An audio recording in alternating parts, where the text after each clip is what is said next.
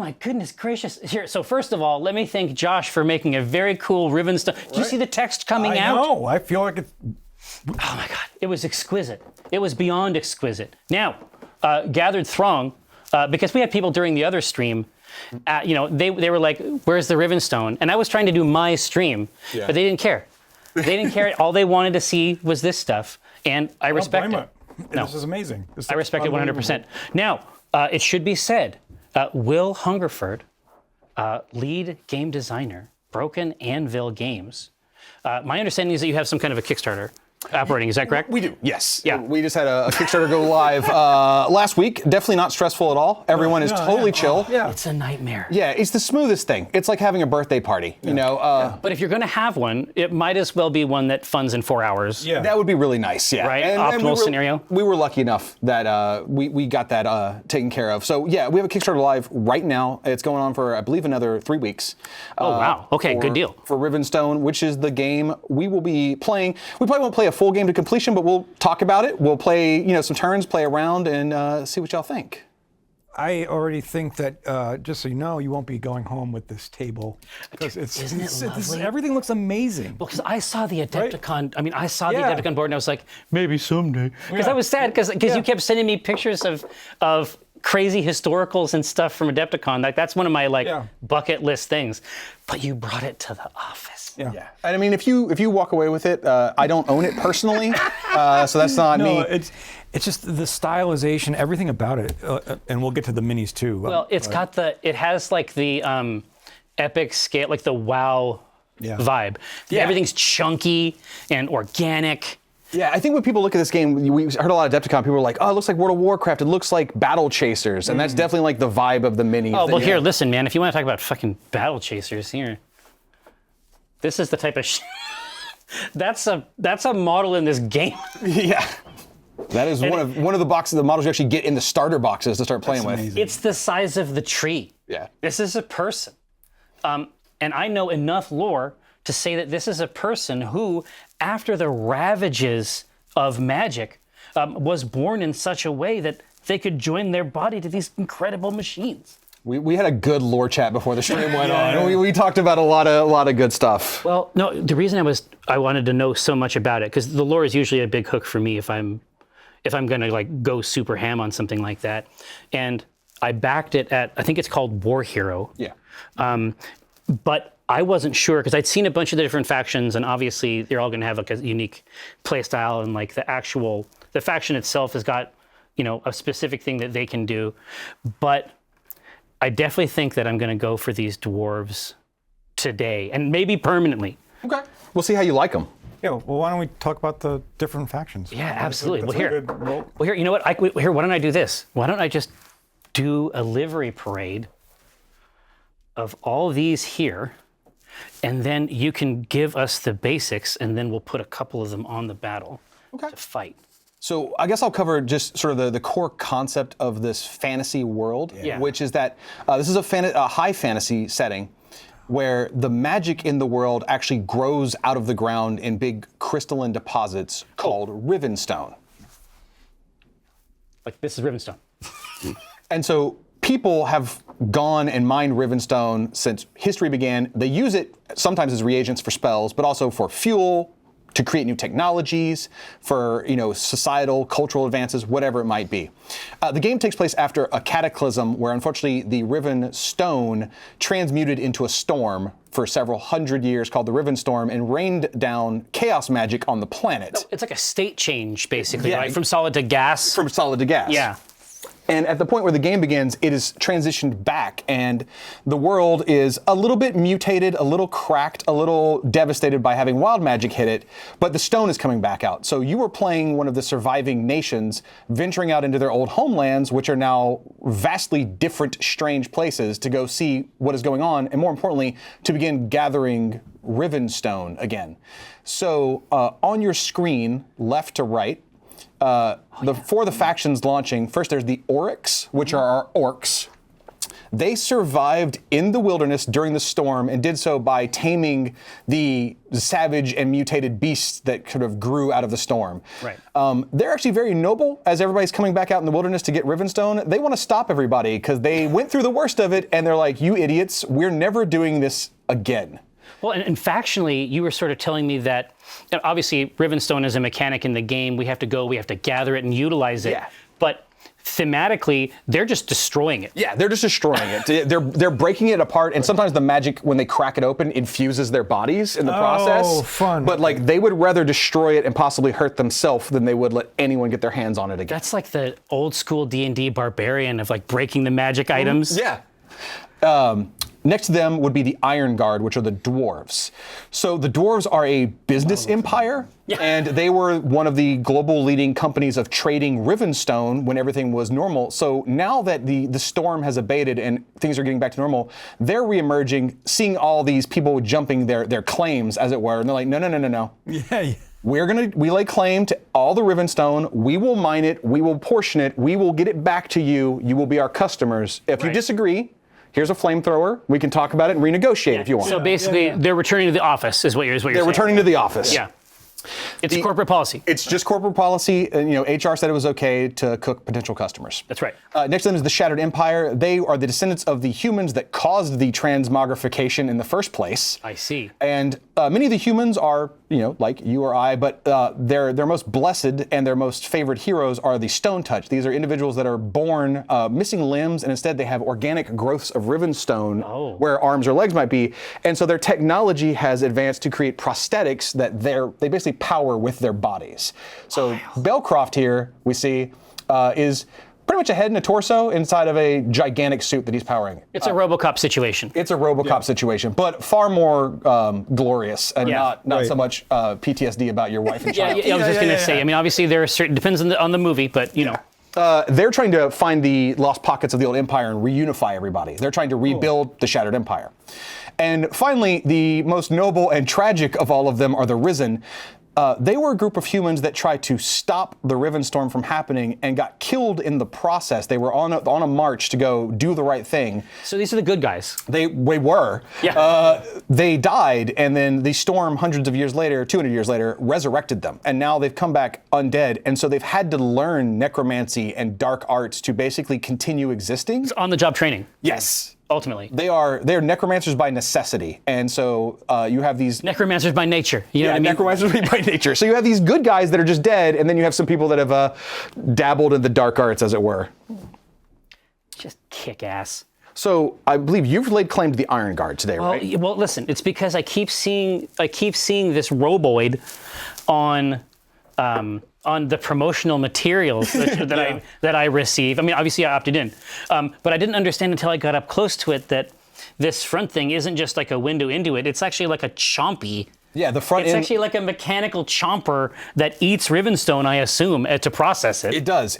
Most all the Iron Guard models have some aspect of their weaponry or gear doubles as mining equipment. Well, this brought me incredible joy. Here, let me just put this in here. So this backpack just has a hopper. Yeah, that he's pouring Rivenstone into to power. He just has a hopper in the backpack. Oh, I don't know. It brought me a lot of pleasure. That's the main thing. Well, here, let me scoot these undead gentlemen back here. So we know that you've got Iron Guard claimed. Yeah, so I guess another good thing we could kind of talk about is the play style of each one of these factions. Oh yeah, so the Oryx are very aggressive. Mm-hmm. If you like aggro-based armies where you just want to get up and smash things, that's what they're particularly good at. You describe them as mono-red? They're mono-red. The Risen are Demir, if we're going to go with magic terms. So we're looking at very tricky, a lot of recursion, a lot of debuffs on your enemy. The Shattered Empire, they're Selesnya, so we've got a lot of you're very tanky. They're also, particularly in wargame terms, they're board control. They want to sort of stake a claim in a certain area and say, we're going to score victory points by holding this particular point of the board and keeping you away from it. Okay. But they're also the tankiest and most durable faction. And the dwarves are the masters of resource gathering. They will end up with the most Rivenstone shards in the game. They also have a strong ranged component. Yeah. They're typically a little bit slower, but they do have some movement tricks to help speed them up in the process. Good deal. I think I'm going to go with the Shattered Empire. Shattered Empire? Okay. Absolutely. So we're gonna go ahead and get you deployed. First of all, let's talk about basic setup. Yeah. Yeah. Should we? I mean, for example, if we're going to be talking about basic setup, it seems like it might be worth talking about this strange instrument that I found back in the heap. So each of these factions, as you see, has got its own extra model that I bet you're going to tell me has some kind of game mechanic attached. No, they're just for show. Yeah, No. it's So Pure aesthetic. your army, your warband. We're playing at the 2 hero size, which means you have 2 hero models leading your warband. Yeah. You have 3 groups of followers following them, and then you have a barracks. So there's no points when There's no when you're point- putting a faction together. It's gated by the heroes that I have brought with me Yes. and who they can bring with them. Yeah, every hero has follower types they unlock, and then you can choose any followers that have keywords that match their follower type. Right. You get a barracks as well, and one of the things about this game is there's a respawn mechanic. As the game progresses, you cannot get tabled in Rivenstone. You will always be able to bring back some models through your barracks as reinforcements pour back through the other side to come help you out. For anybody who's wondering about the lack of point values, Yeah. there is balancing mechanics in that one of the 3 ways you score victory points in this game is by killing enemy heroes, and more powerful heroes are worth more victory points to your opponent. To kill. To kill. So if you choose nothing but the biggest and strongest guys, you're putting more VPs on the table for your opponent to possibly get from you. Dude, that is so wild. It's great. That is so wild. So yeah, why don't we'll get y'all deployed and then we'll just start getting into it, okay? Yeah, we'll jam. So first thing we're going to do is we got to figure out who is going to start the game off as the first player. So what I would need you to do is grab 5 of the white D6s called skill dice. You're going to roll them, and what you're looking for are fists or wilds. And wilds are that round, swirly aperture, not the eyeball. Yeah, that one right This there. thing right here. Yeah, no, that's that one right there. That's the wild. portal. Yeah, look at that. So roll those 5 dice, and let's see what you get. Fist, aperture. So you've got a score of 3 with 1 wild, and then let's see what we get on the other side. That. Okay, so That's you've got no just- successes on this, so I don't think I'll be going first. no, I'm sorry. You go tomorrow afternoon. Yeah. So I'm going to go get a coffee. Awesome. That sounds delicious. So the first thing we're going to do is when we build our table, we would pick a scenario. The scenario would tell us what our objectives are, Okay. where we would put our Rivenstone deposits. We've preset all that up. Yeah. This is the tutorial scenario, so this is going to look very basic. It's meant to just learn the basics of the game. Yeah. This scenario is called Motherlode. The idea is that 2 of you have come across an area that is plentiful in Rich. Rivenstone. I love it. And you were trying to take control of this area to set up a mining operation. The points of interest of this area are indicated by these 3 objective markers across the board. These are scenic. This is real estate or Yeah, something they're like just that. yeah, just this is an area of tactical importance to Good go access to schools. Yeah. Yeah. take. Exactly. It's right on the bus line. exactly. We're gonna do elevated now. So So for this scenario, at the end of the round, if you have more models than your opponent within close range of an objective, you control it, and you score 2 VPs for each one you control. So model count. model count. Dead simple. Dead simple. Jerry, you're so screwed. The other thing we do to set up is we pick an event deck. And the event deck there's multiple event decks, and these are like global conditions that will change as the game goes on. Like a narrative. Like a narrative element to amazing. it. Yeah. The scenario tells us how many rounds we would play for, and the event deck tells us how long each round lasts. Very cool. So a round doesn't have like a set length. And this So event, you don't actually know when it's wrapping up. correct. And we'll see that after we finish the first couple turns, Yeah. how that works. This event deck says when there are 6 counters on it, the round ends, but you'll see how counters get added to that in a second. Can you change the event deck every time you play? Every time you play, any of the scenarios can match with any event deck, so you can That's awesome. totally change things up. We're playing the Tale of Storms, which says we're in an area where there's the echo of one of the old arcane storms passing overhead. Right. It tells us that the first card that comes into play is Distant Thunder, and Distant Thunder simply says there is no weather effect to start, but after the first round, we discard it, we shuffle up, and we see what our weather effect is for the What's rest happening. of the game. Yeah. Right. Different event decks do things different ways. Very cool. Absolutely. The scenario also tells how we deploy. So we're going to go ahead and deploy, and you'll be starting because you won the roll. I did indeed. So- So great roll. Yeah. The first thing you have to put down is your barracks. Now, Sometimes you get to choose where your barracks goes, but some scenarios, especially the beginner one, dictates where it is. The starter. Okay. So it is close range forward, and we'll grab your little L stick. Yep. So close at the end of close range. Yep. And then you want to grab a far and a medium and put those together. And that should be at the dead center of your barracks. Oh, cool. From the edge. From the edge. Okay. There you go. You are, if that is touching the voila. center. There's Got it. much to be desired about Jerry's measuring abilities, Well, as we've learned. You're going to do the same thing, just close forward and and then far, long, medium to medium the in center. from the side? Yep. Or far, medium, yeah. Because you have far and long, we do have far and long. all right? You have far and long. So it's a far and medium. Far and medium, you got Yeah. it. That's so cool. It's very good. You can literally just, Yeah, this little scooch. This little scooch. amazing. Okay. All right. Also, I'm going to hand you all your cards. Oh, I realized thank you. We did not have your stat cards. Okay, so now, Hold on. His name is the Grand Adjudicator Belt. That's so fucking Yeah, cool. exactly. This is what we're talking about. Well, look at his hand. I mean, Yeah, I love Grand it. Adjudicator he has a Belcroft. big hand. I love everything about that. All right, now, so what's next? Oh, it looks like somebody might have missed. So it's far medium to the center of the barracks. Somebody mismeasured. Far medium, right? Yeah, Oh, far the medium center. to the center of it. Oh, that was me. I pushed it. No, Jerry, you were right. I'll never. Those look right. Those look right. Those look even. All right.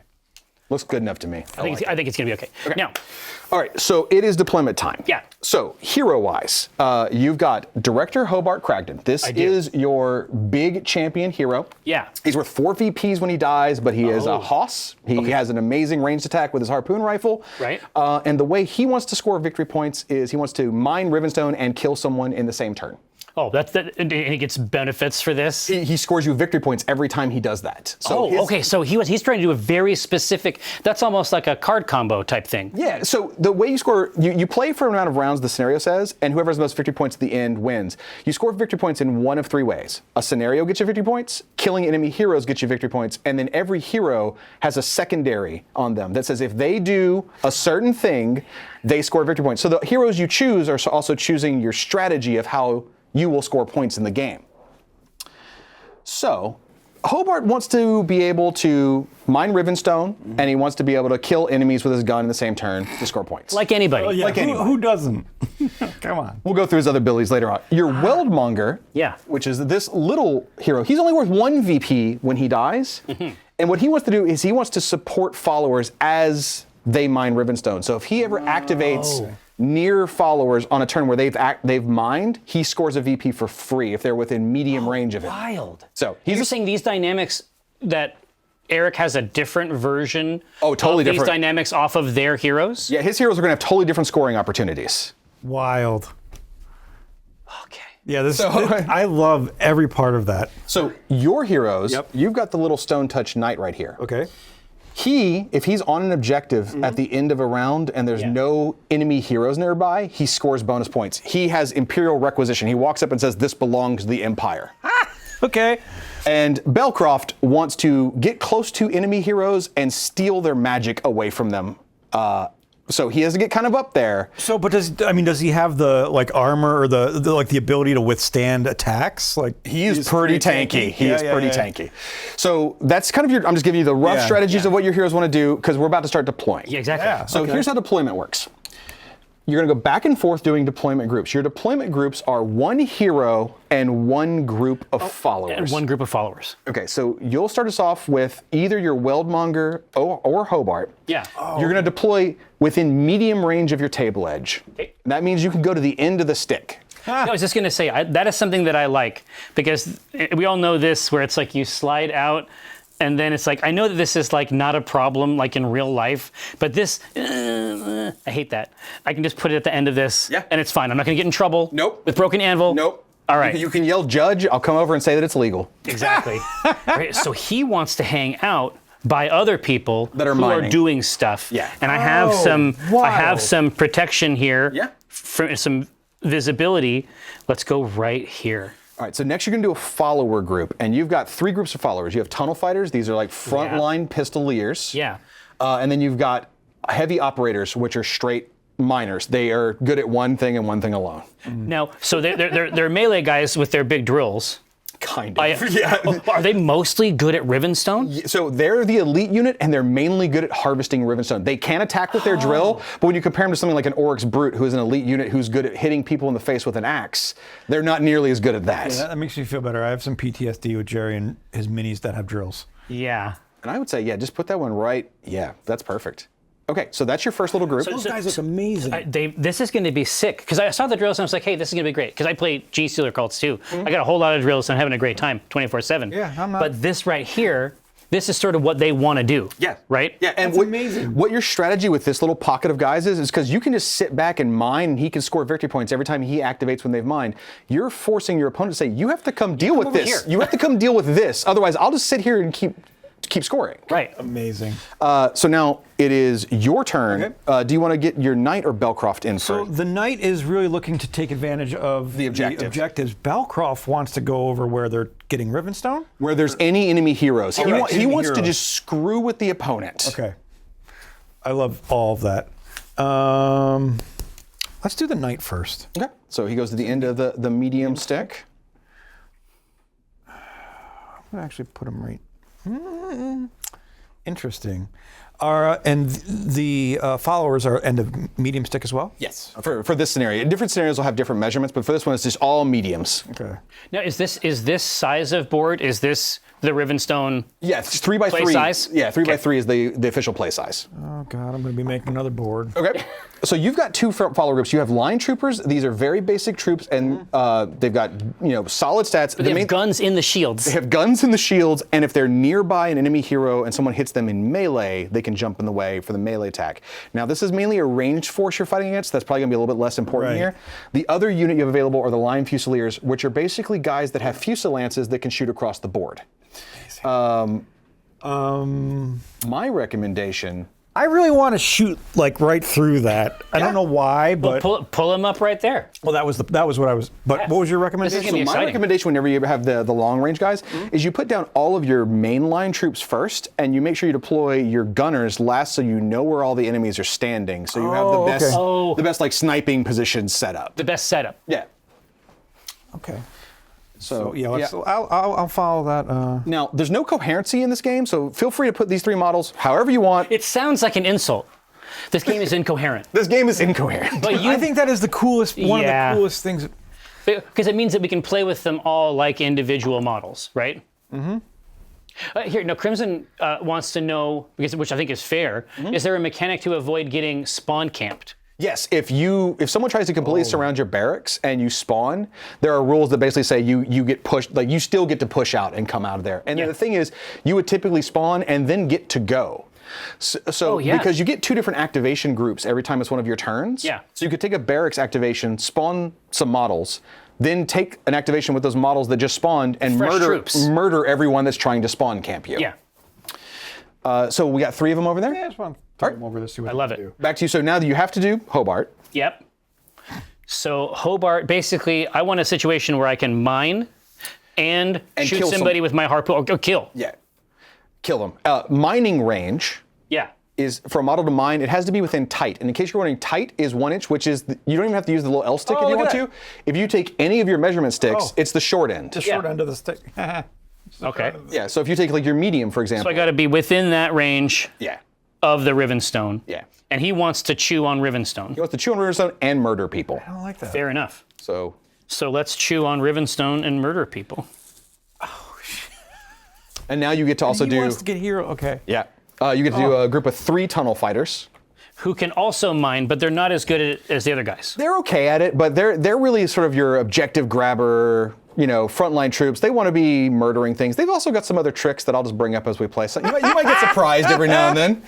The game's not super like most models have 2 or 3 rules on their card. Yeah. So once you understand those, you're good to go. Those pieces. It's like knights can move this way and then that way, Sure, yeah. right? Yeah. Here, so I feel satisfied with this team over here. Okay, so back we're gonna do Oh, yeah. Belcroft, and then Yes, we'll do more our of other those. group of line troopers. Okay, so he wants to go. Is there a reason? Is there a play for me to come around and kill? Like that's a hero over there, right? Or is it? So I've always found that if you put your heroes too far out to the edges, sometimes your opponent can shift away from you, and then you spend too long trying to get back to them. That makes sense. You can play the flanks, but neither of your guys are super fast. If you had a speedier hero, I'd say that was a good play. Okay.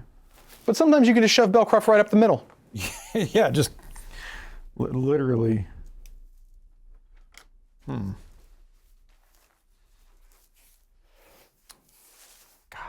Well, here. While you're deciding that, can you hand me one of those?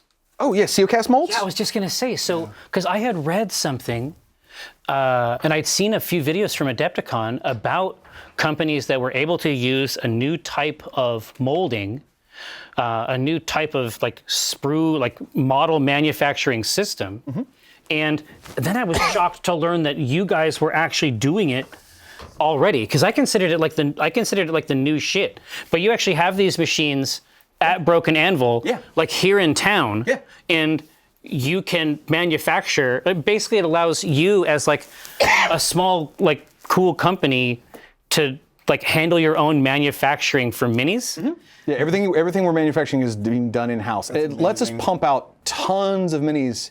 My favorite part about Seocast is that the sprues, we take all the pieces off the sprues, so when you get a model, you don't have to break out the sprues. It comes in like little baggies for you. The sprues get melted down and put back in the machine. Yeah, so there's no waste. There's no waste. So all this middle part here on the sprue, after you get done manufacturing, so you pop this in, you take the other side of this, which you've handmade, you just pressed your minis into there, right? You put this on there, you hit a red button, and then you come back in how long? Oh, it's so fast. Like I think at Adepticon they were putting out like a mini every 30 seconds. Yeah. Okay, well that's. And this is 8, so like a couple minutes, right? Oh my gosh. Okay, so then it floods this thing here. You pull this out, do your snips, you grab all of the sprues, that gets melted down for the next set of models? Yeah. Yeah. That's nuts. Yeah, these can produce an absurd amount of miniatures very, very just over and over. Yeah, it's just like vulcanized rubber. Yeah. I mean, it's gonna put up a thing. And so that's for the that's for this pointy guy right here. Yeah, and all the miniatures in Rivenstone will all be a Seocast. And for anybody who's familiar, we'll be using Seocast Hard, which means it's a little closer to hard plastic in its consistency and what it feels like. Because there were 2 different versions of Seocast. The original was a little bit more like soft, like a little bit softer, like board game plastic style. Yeah. And we're using the tougher stuff. Man, that's just wild. I'm just super.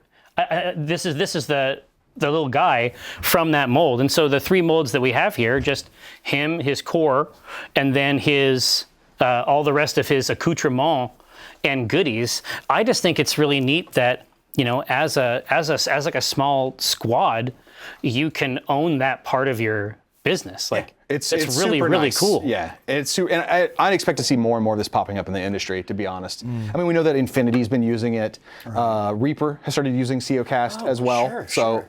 I think for anybody who's a startup or smaller indie mini game companies, you're going to see Seocast more and more. But you could do you don't have to spin the whole company up to do a special one-off thing. Like here's a seasonal mini, you can put that kind of stuff out. It's also going to make like mispacks and like when we're low on stock somewhere, and we're like, oh crap, we need a bunch of flingers out in distribution. Beep beep beep beep. Yeah.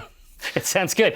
So you got to put on your 3 remaining tunnel fighters. So since there's no unit cohesion, I can literally split these guys up and. You got it. No unit cohesion, no facing. Put your models where you want. Make them look cool. So cool. This is not the greatest setup in the world, but that's okay. It's a demo game. Yeah. I just want to shoot him. Well, you're going to have an opportunity. I know. And you'll finish out deployment with your last your line fusiliers. What with their shooting? This is cover line of sight blockers. Okay.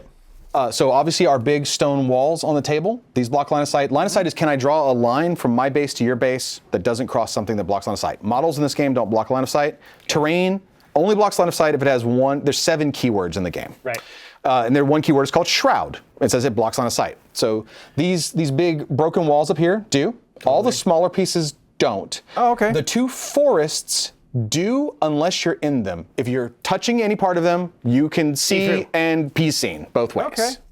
So while I'm on the other side of it, He can't see you. unbroken or broken line of sight. Right. As soon as I touch it, I get the benefit of being able to see through it, so do enemies. Yes. The firing squad has set up. Yeah.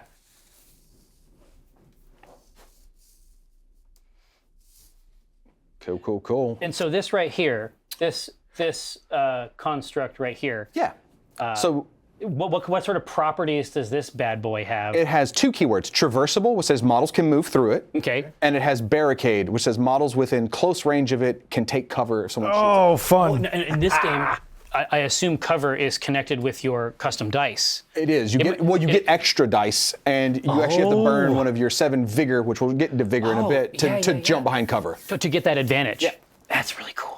Okay. Oh, it looks like we're all set up. I think so, yeah. So why don't we get into the first round? Yeah, let's do it. Let's do it. So, each round has 3 phases in it. The first one is called the lull phase. The lull phase is where you get to respawn a couple models for free, and you get to recharge some of your resources. Obviously, in the very first round of the first game, the lull phase comes and goes. Yeah. So now we get into the clash phase. In the clash phase, we're going to alternate back and forth, starting with because you won the roll. Yeah. And you're going to get to do 2 activation groups called maneuvers. Yeah. Okay. You can activate a hero. You can activate a group of followers. You pick a card, and they have a muster stat, and that's how many of that models you get to activate.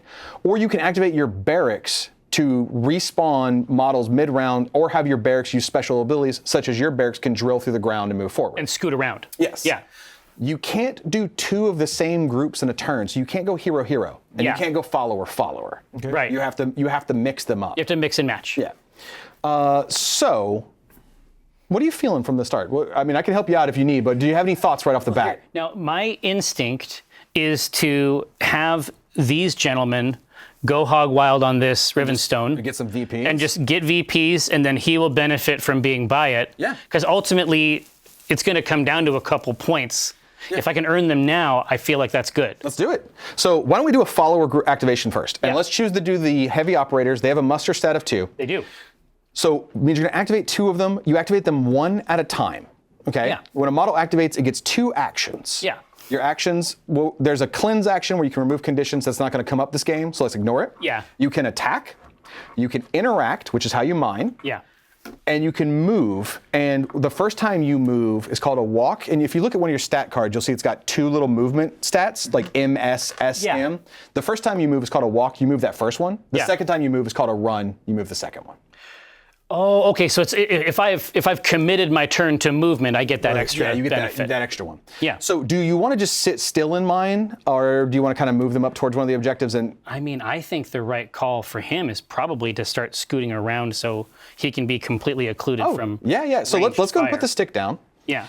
All you have to do is put the stick. So he's going to move his move speed on the first movement is short. Yeah. You put that stick touching his base, and then you can put him at the end of anywhere on that stick, including at the corner if you wanted. Oh, see, I like that. I've played a couple games that have cool. There's a game called Mercs, really nice squad level combat game, and it had generous movement stuff. I love that a lot. So anywhere on this thing, I can move him, place him in contact. Yeah. Looks good. And now we're great. So that's one of your 2 basic actions. Let's use the second one to mine some Rivenstone. Yes.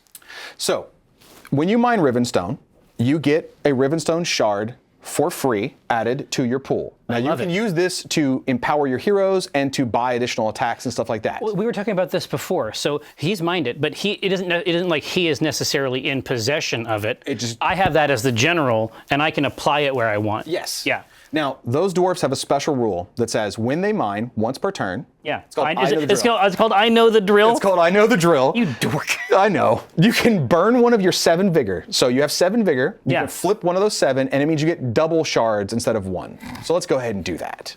That's rad. So you got 2 shards added to your resources. Right. And no, shards are not VPs by any means. No, they are a resource that comes and goes that you're going to spend to usually buy extra actions and do cool stuff. Yeah. However, every time you mine, because you are drilling into wild magic, there is a chance you take damage. What? If you look at the little gear symbol on the miner's card, that's called their ingenuity, which is 3. 3. So you're going to roll 3 dice. You need to roll 1 fist or 1 wild to successfully mine. Right, and the wild is the portal-looking one. Is the portal-looking one? Yep. Got it. Okay. Oh yeah, for sure. Here, and you can see. Also, the cards are massive. Yeah, that was, and again, that was my big takeaway from Adepticon, and it was my first question to ask. I'm like, will these cards stay the same? I always like the commander style, Yeah. fancy pants love card. it. I absolutely love. But for me, stylization of these we were talking about it before. It's like I played, 40K, like in the aughts. And then what really like made me fall in love with wargaming was War Machine. And I always liked that I could look at the cards and know all the information. And so I appreciate that not only is it on a card, it's on a very large card. Exactly. A couple of things for chat I saw real fast. These cards are 6x4.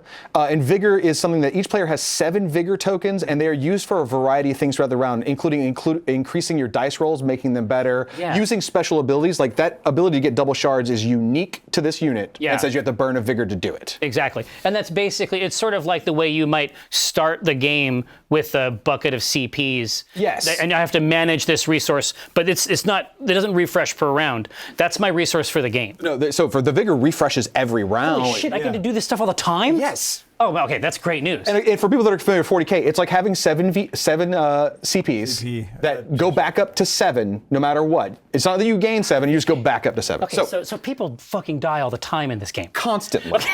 So when you finish a model's activation, Yeah. you put an exhaustion token on it. Absolutely. I'm so tired. He's so tired. Yeah. Every model has a stamina, which is the little lightning bolt. When you choose a model to activate, if it has a number of exhaustion on it equal to its stamina stat, you can't choose it to activate.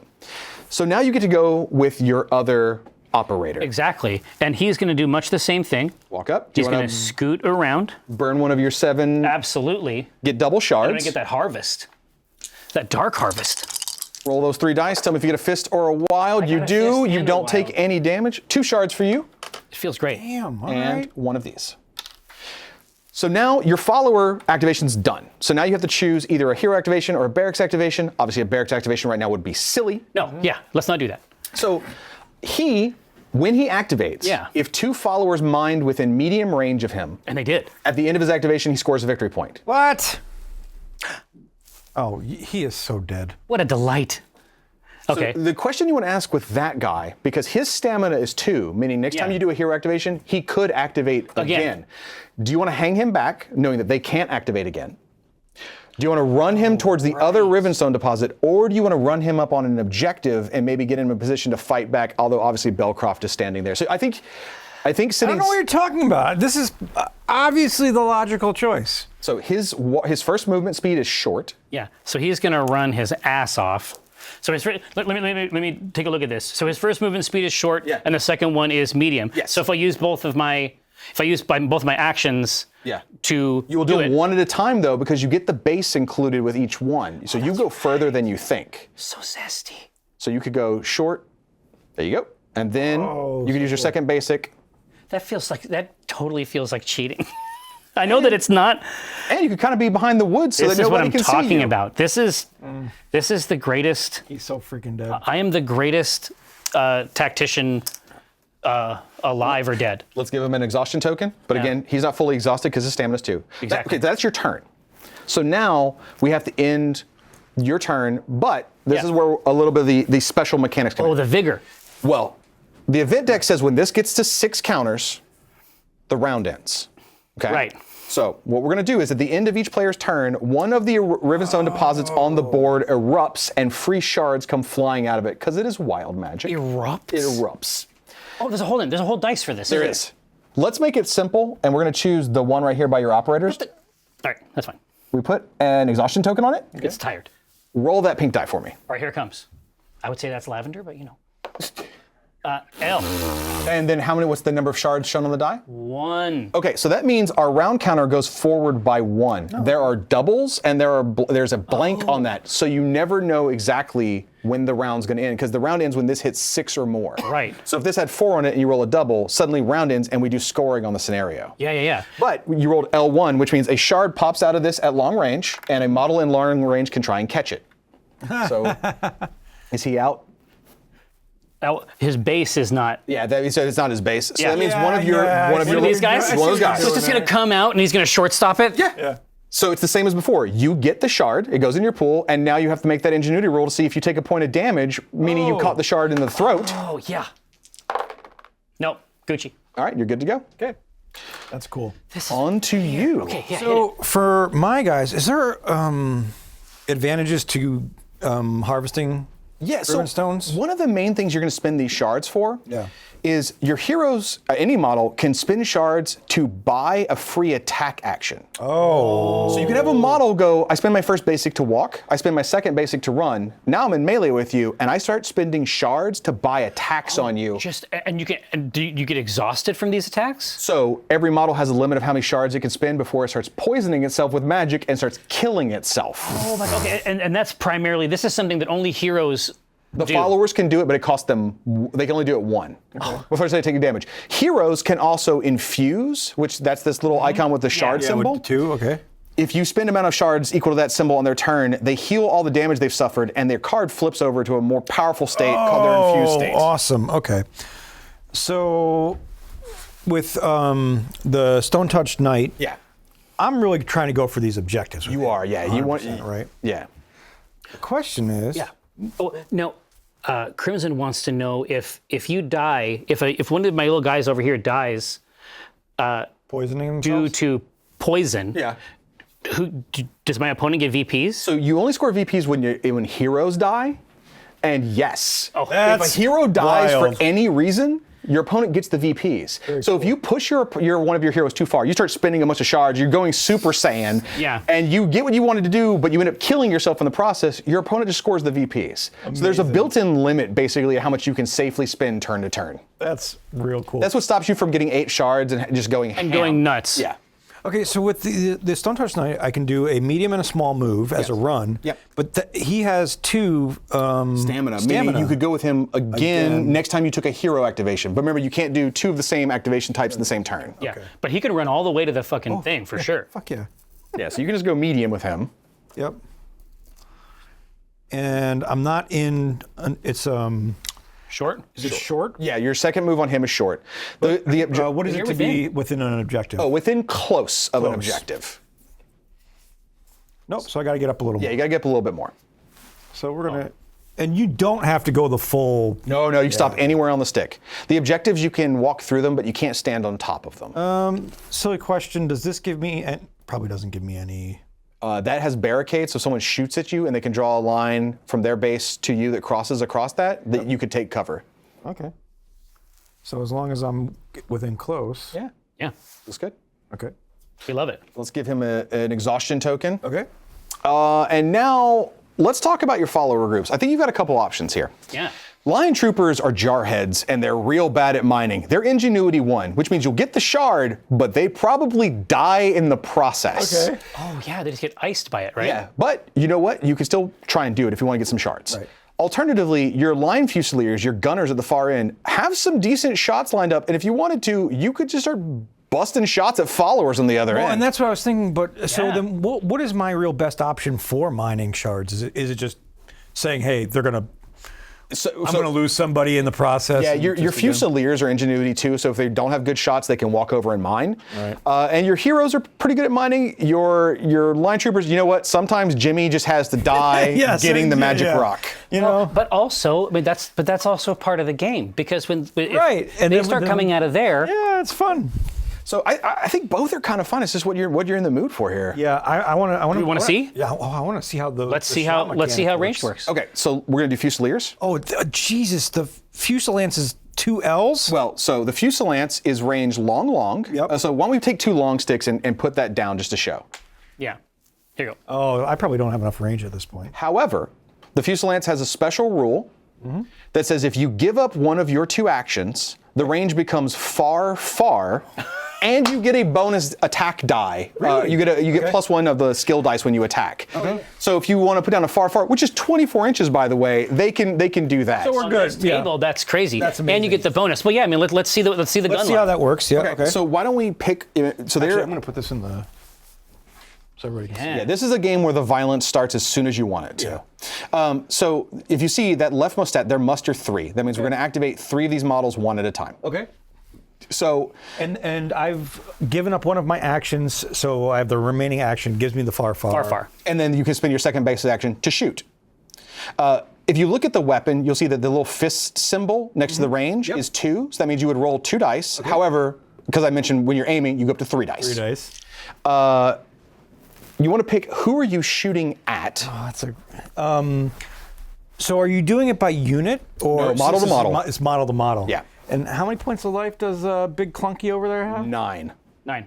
And if I hit with each model, how much damage does that do? It does 1 damage normally and 2 on a crit. So you might be better off at picking off a few of his followers. Tunnel fighters? Yeah. Well, I got. What about your little other hero there? For him? Yeah.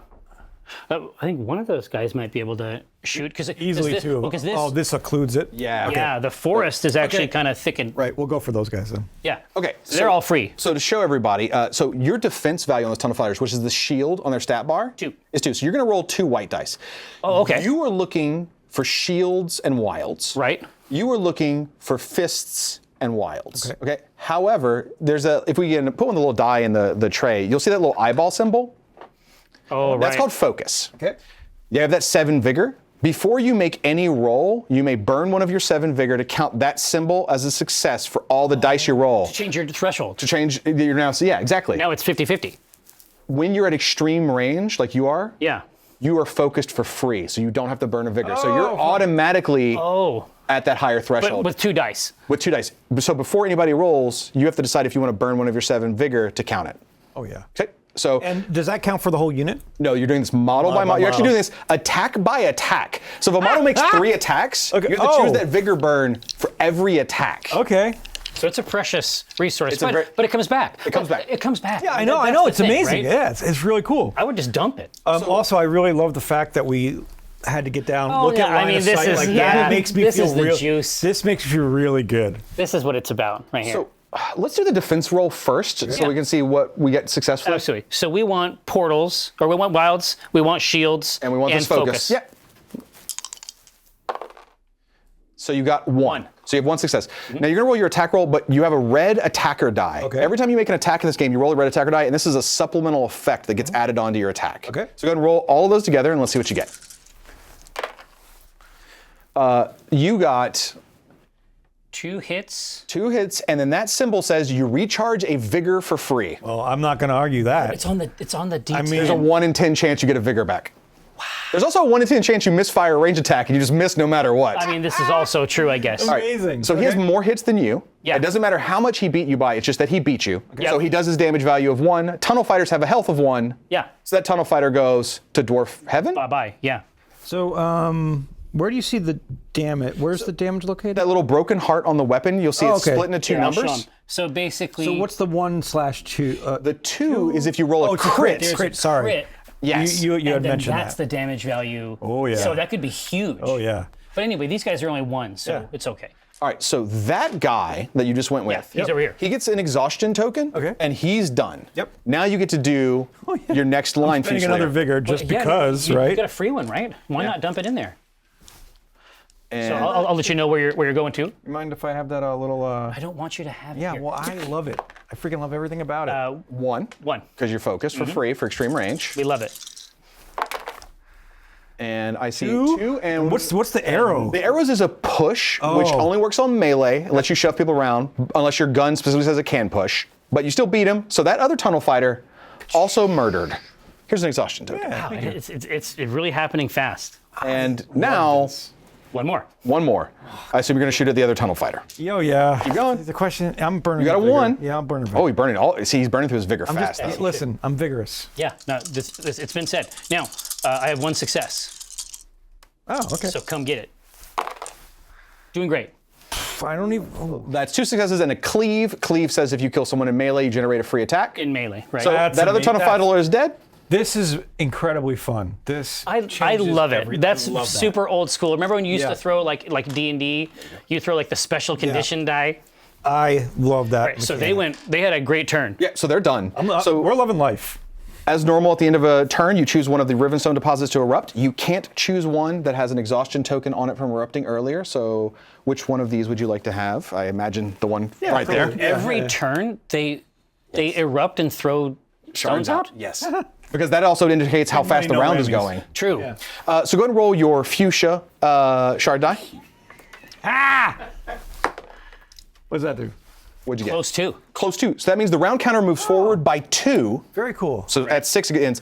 And 2 shards pop out of this. Models within close range can try and catch it. Belcroft is definitely in close range. Right. And he is ingenuity 3. Yeah, we're gonna go with that. I mean, that makes sense, right? Go ahead. Can you catch more than one? As long as the model survives. And you only take 1 damage if you fail a roll, and Belcroft's health 9. Well, and he has a big glove. He does have a huge glove. I mean, it's just like, come on. He's got the mitt. Yeah. So roll me 3 dice. You're looking for fists and wilds. Good. Yep. Or good. Do it one more time because you got 2 stones. You're getting 2 chances at this. Looks good. Yeah. Here you go. You have 2 shards in your reserve for your models to spend. Okay. Okay, back to you. Also too, he gets objective or victory points for objectives. Or that's not yet. At the end, his specific secondary is at the end of the round. Okay. It's a pure requisition. Flux phase is the end of the round. Yeah. What it says is, at the beginning of each flux phase, if this model is within close range of an objective and there's no enemy heroes within close range of that objective, score 2 victory points. Gotcha. Okay. If he infuses, by the way, most of their victory point totals go up. So he actually scores 3 if he's infused. So if you invest it, those like passive abilities get cranked. Yeah. Okay.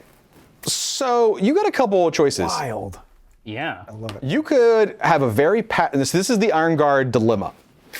You could have those tunnel fighters go, mine, and have the Weldmonger go again and just get more VPs. I think it's a But great you're idea. not really playing the scenario at all if you do that. Yeah. And you're just kind of hanging out in your deployment zone being like, mine, mine, mine. I mean, it seems very dwarvish. Alternatively, Yes. you could have Hobart go ham and try and kill himself a Stone Touch Knight. Yeah, out here in the middle. Out there in the middle. Because Could be interesting. if he hits with his harpoon rifle, you get to move the model hit medium towards you. Ooh. Oh, and then these other cats come in. Yeah. Okay. But I they're both reasonable choices. Well, I mean, it would be fun. It would be fun. So should I mine and then shoot him? Well, first let's check your range. Your range on your gun is medium long. It is indeed. So let's see what your range is looking like to start and how close you are to that Stone Touch Yes, Knight. Talpi has a harpoon, and it's amazing. So are you in range to Hobart? No, I gotta move, I think. It looks like Yeah, why don't you put that a little closer there, No. Ace? I gotta move. It's so close, Yeah, I know. but it's not it's not okay. legit. then I think you're going to need to use your first To move out there. to move short. Yep. Now, crystals You can't move through them. can't move through. Oh, interesting. That's okay. You can put your stick down. You can move through your own guys. Oh, yeah. Oh, okay. And you're only worried about, you're not worried about that little L part that's sticking off the side. Oh, does he go short first? Yeah, most of the dwarves go pretty. So then we just go over here. Yeah, wherever you want to at the end of the stick. And if you don't want to worry about those woods blocking line of sight, you could put your step into them, and then those woods wouldn't block line of sight to or from you. But that also means other people could exactly. see you. So, I think this is okay. think you're good? Yep. I think that's okay. Okay. So, first action, walk. Yeah.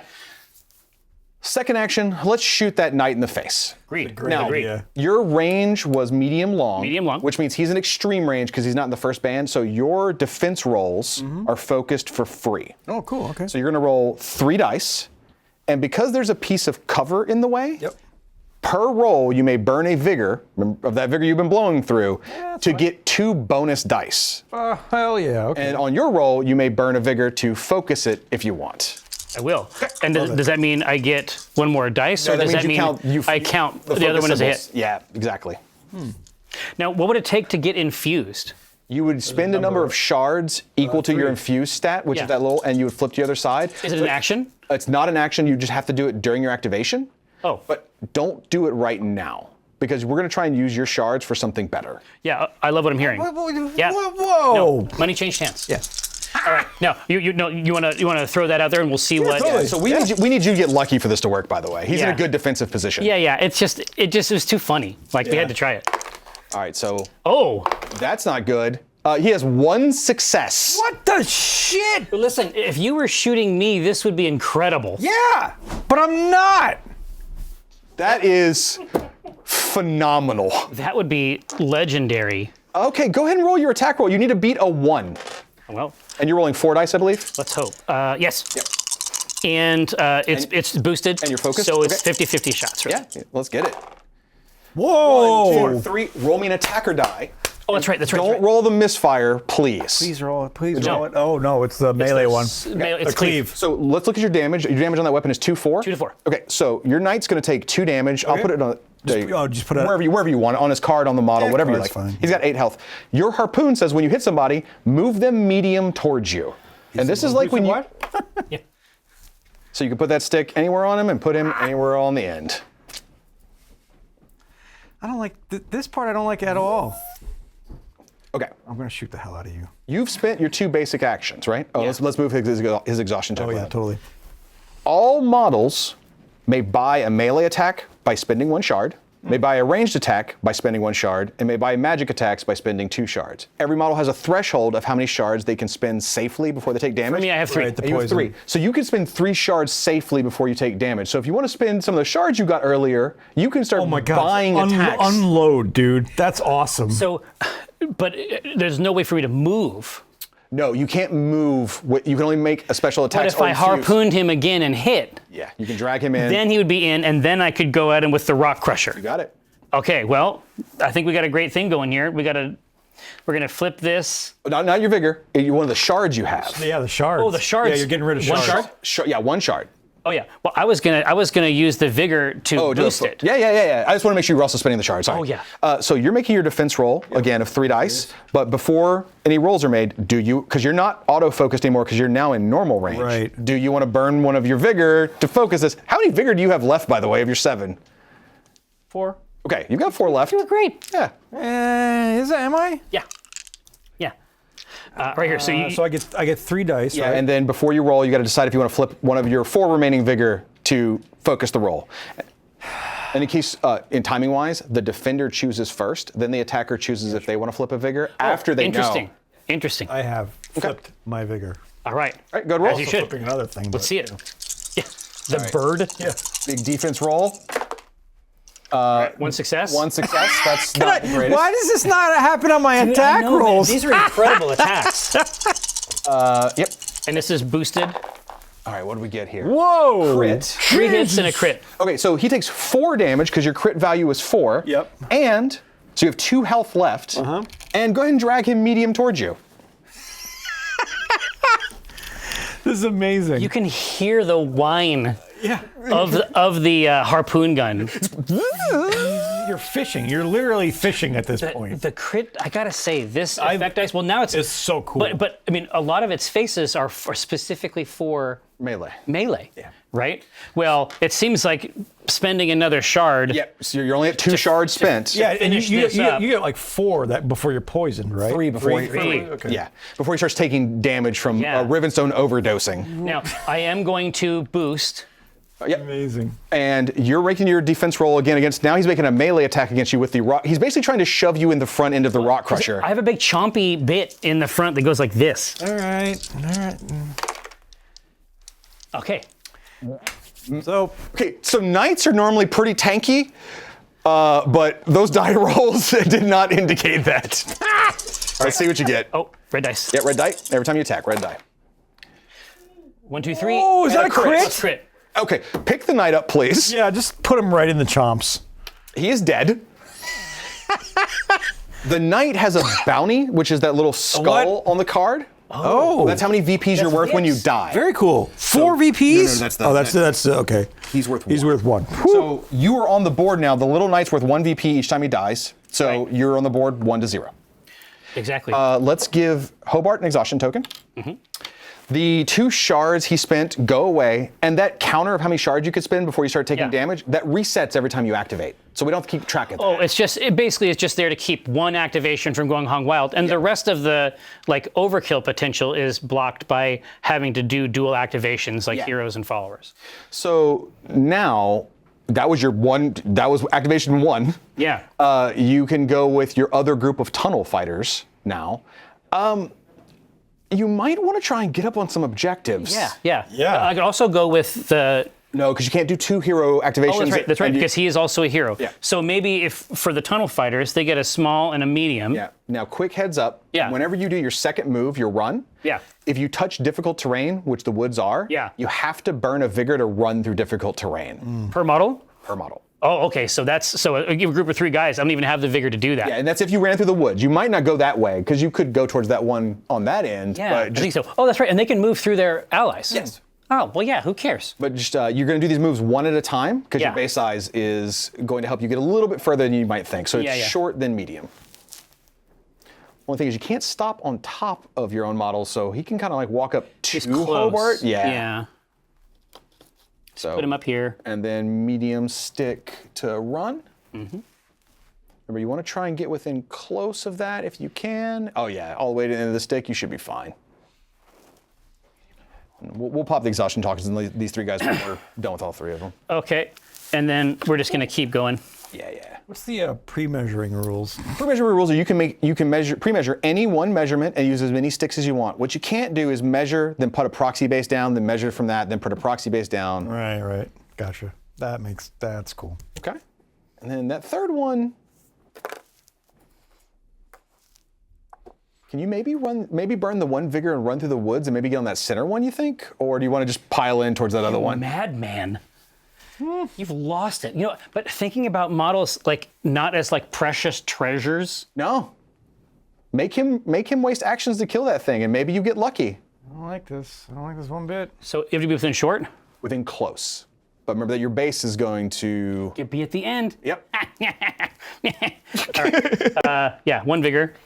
It matters because it goes down to the know, 1 it's model. real cool, But yeah. In my mind, I'm like, coherency. I'm Yeah. not playing it like a board game. I'm Right. playing it like a war game. But this is actually like squad maneuver. It's not like, it is not grand scale. Right. Right? It's filthy. It's dirty, right? Let's drop an exhaustion token on each of those dudes Yeah, that just went. absolutely. And Hobart's got 1 from going, right? He does indeed. Okay. So that is your turn. So we have to pick a deposit to erupt. I assume we're going to pick the one Over here. Right. on that. Because again, in most scenarios, the deposits are like more towards the middle of the board. But for the Yeah. tutorial, we're just like, Yeah. That makes sense. what'd you get? Long. Long 1. Oh, interesting. Okay. So that goes on the deposit. Yep. And then a shard pops out and 1 model within long range can try and catch it. Well, Hobart probably has some kind of actuatuator. Yeah, he's like, It's just going to go into the furnace. yeah. Like It spins around, opens its mouth. yeah. It's like a Hum, hum, hibachi. hum. We're good. Yeah, there you go. Get yourself another shard. Nice. God. This is really aggressive, dude. Yeah, it's great. All I right. just don't know where to go now. I You know. I got Don't worry. you. He knows. Thanks. He knows what I to want to do. run him like straight up, but Hell yes. Yeah. So we're gonna do some dirty Bellcroft Yeah. tricks. Okay, great. So he's speed. So how many shards do you have to start? I've got 2 right now, You got 2 right now. and that's We're gonna need to get you a couple more shards to do some really good stuff. So what I want, let's go with the line troopers first. yeah. I was gonna say we're okay with blowing them up. Yeah. Maybe you get lucky too. We get lucky. Yeah. So but no, Tyrion's Herald.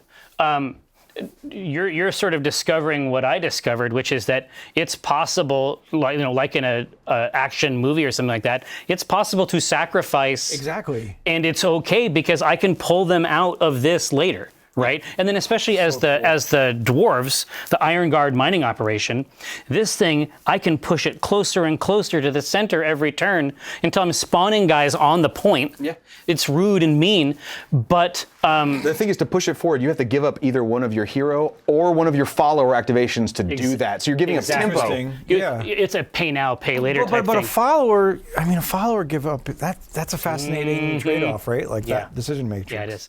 All right, is it time? So we're gonna collect some stones here. Okay, so we're gonna do a line trooper activation. Yeah. Okay, so let's just do this dude first. Okay. And for his first action, let's harvest. Let's interact. So you get a stone, Okay, just and he is ingenuity 1. Yep. So roll 1 die, and you need a fist or a wild. He's dead. Okay, so But you still get the stone? you still get the stone. Get the stone, and that's all that matters. You know what? Let's do it. Like, again, do it these again? guys are not meant for mining, so we're making weird Just choices gonna- with them. That's fine. It's fine. Now, Piril, take a look at this here. This is your Lord and Savior. They're both dead? You get another shard. There you go. This is your Lord and Savior, Director Hobart. This right here, this skull, that's the bounty. He's worth 4 VPs when he dies. Exactly right. And now, let me put in the Miners Guild Heavy Operator just as a counterpoint. No skulls here. The followers are almost never worth VPs when they die. That makes sense. Yeah. We have 1 more line trooper to go with. And I got 4 stones right now. you know what? You can just climb This in guy one on of the these side cracks. the guy that's on the side of Belcroft, just run him on this objective so you at least have some scenario Right. pressure. They are speed medium and then short. Okay. Oh, interesting. So their base movement is bigger than the dwarf. So they can get up and attack. Yeah. Okay, that's fun. And you can hover above when you can't set it down. Okay. Yeah. We're pretty like Yeah, pretty lax about not it. lax, but not. Not rude. Yeah, we're not rude about it. And then I'd say just run. That's fine. If the model snaps in half, I'll just tell Chris to make a new one. And then it's a short. Yeah, for the run? but it's at the end. So that makes getting perfect. Those little end points. Okay, we love Okay. it. We love it. Now, how many Rivenstone shards do you have? 4. Okay. Let's do some dirty stuff with I love everything about that. Belcroft. Yes. First, I want you to walk medium, just straight towards that through center objective. Because I'm noticing he has both range and melee. Yeah. So this is going to be. Is it his rod Yeah, he can swing his staff or he can blow people up at with the gauntlet? yeah. What a delight. Can you It's going to happen, isn't it? check to see how far away Hobart is? Is he in long range or far range from you? Hobart is Not long. not long. Okay. But Is he far? Looks. oh yeah, he's definitely he's far. Yep. All right. Right at the edge. We're gonna spend 3 shards to infuse you to your stronger that's side. okay, yeah. So go ahead and spend 3 shards. Flip to the good side, Flip to the good side. and it's not a turn, which I think is cool. It's not even an action. So you spent 3 shards. I didn't get a last shard. Oh, okay. Well, yeah. So you still have your second action. Mm-hmm. Your leadership range is now far. You have the preach rule that says all models in your leadership range are -1 ingenuity. So you just dropped everyone's ingenuity, all enemy models by 1 when they try to mine shards. Anybody within Yeah. 12 inches of you. Cool. So one less dice. 1 less die. We're gonna use the power hungry ability that is not an action. Mm-hmm. It says pick an enemy hero in your leadership range Mm-hmm. and burn a vigor. Okay. We still got it. Yeah. Then you're going to make an ingenuity roll of 3, and your target number is their new lower ingenuity. Oh, weird. This is not an opposed roll, it's a target number roll. So you This just need is to roll. magic stuff. Yeah. Yeah. You just need a success of 2 or more on this. Okay. You can burn a vigor to count those Oh, things. so these abilities have success thresholds. Yeah. Yeah. Very cool. Let's see what we get. I want this to work, please. Let me see what dice popped up. The aperture die and the eyeball. Okay, we're gonna. You burn a vigor to count this. Of Yeah. course, you absolutely would have. You love to burn vigor. That's You know, a- actually, that's true, actually. Yeah, that's a success. When this ability is successful, your opponent loses a shard. Okay. What? You gain a shard, What? and Oh, you that's score. right. That's their whole thing is stealing shards. Or is stealing shards and getting VPs. And he says when that roll is successful, you score 2 victory points. Wild. Oh, that's why you flipped Yeah. to get the most advantage out of it. Yeah. So now the score is 1 to 2. What? No, did I not get a VP for? It's when he activates on turns that he goes. If hero or followers mine in his range, Yeah. he scores VPs. So on that turn that these guys mined, Yeah. he also activated. Yeah. So you scored. Oh, okay. If you went with him again, Yeah. if followers mined around him on that turn, Gotcha. he would score again. Oh, okay. Because from in my mind, I had 1 point from this, and yeah, then sorry. I had another point from. You did. I'm sorry. The kill. score is 2 to 2. I forgot about the Okay. point you had earlier. Yeah. I was just like, I think I understand it. I am cheating for no But reason. it's hurtful, is what it is. I am. I'm cheating to be hurtful. The score is 2 to 2. So now, that ability, that power hungry ability that cost you a vigor to use, that's not an action. You still have your second basic action. So let's Riven Oh, Blast. hell yeah. And let's Riven Blast that dwarf off the point. Interesting. Okay. Because now he won't be on the objective, and Riven Blast special rule says if you kill an enemy model with it, they lose a shard. Oh wow. Or, if you'd prefer, you could shoot Hobart to do some damage. Yeah, but I don't think that's the. I'd rather get the points for the objective. yeah. Get rid of a shard. I agree.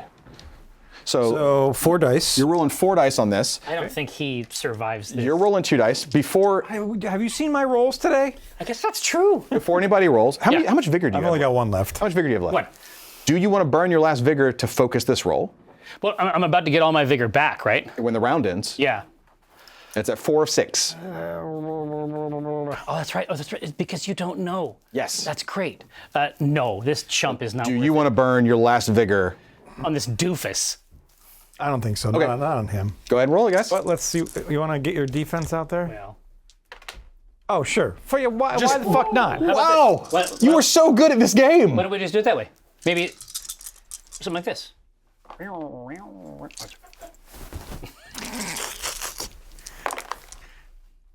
Ooh, what did we get over there? Oh, and I gotta.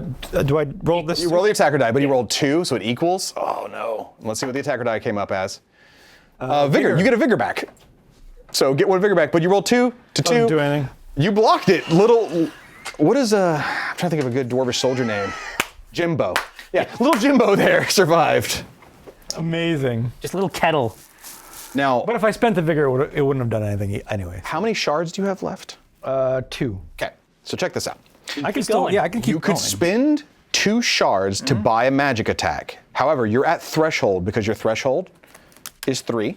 You spend 3 Right. to infuse. What that means is, since you would, That's part of the cost. yeah, it's part of the cost. Oh. So if you spend those 2 shards to buy another magic attack, you will take 2 damage after the action is done. It's the amount of shards you spend past threshold, and it keeps going up. So if you spend 2 and then 2 more, you would then take 4 damage and then 6 damage, and it would keep stacking.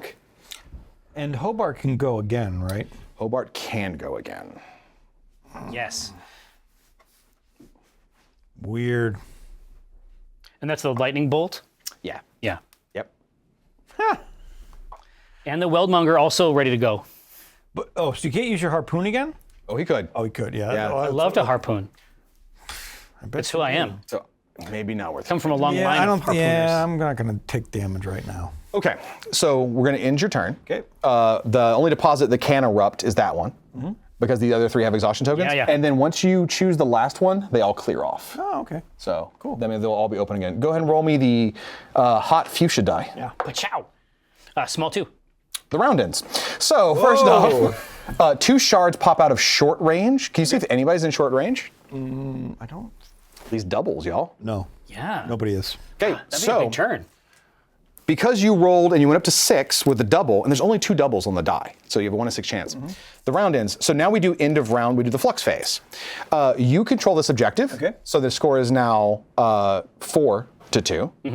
You are tied for that objective because you're both 1 model. Yeah. And you control that one, so you, up to 4. Yeah. So the score at the end of round 1 is 4-4. During the flux phase, we resolve anything with the event deck. This event deck says discard Distant Thunder. Okay. We shuffle, shuffle, shuffle, and we draw a new weather pattern for rounds 2 and 3 of the game. Right.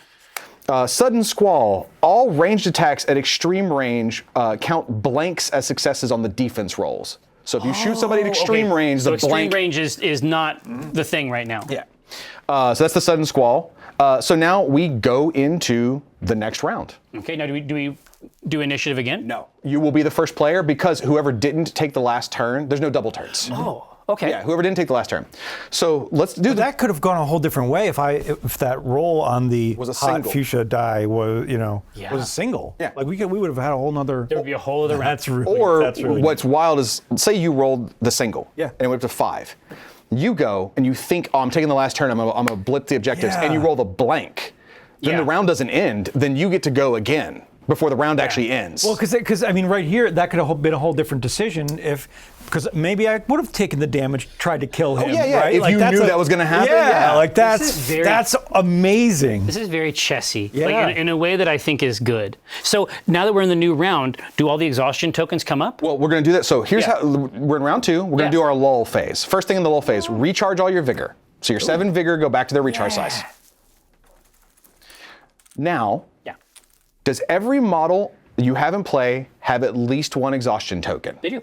Then you remove all exhaustion.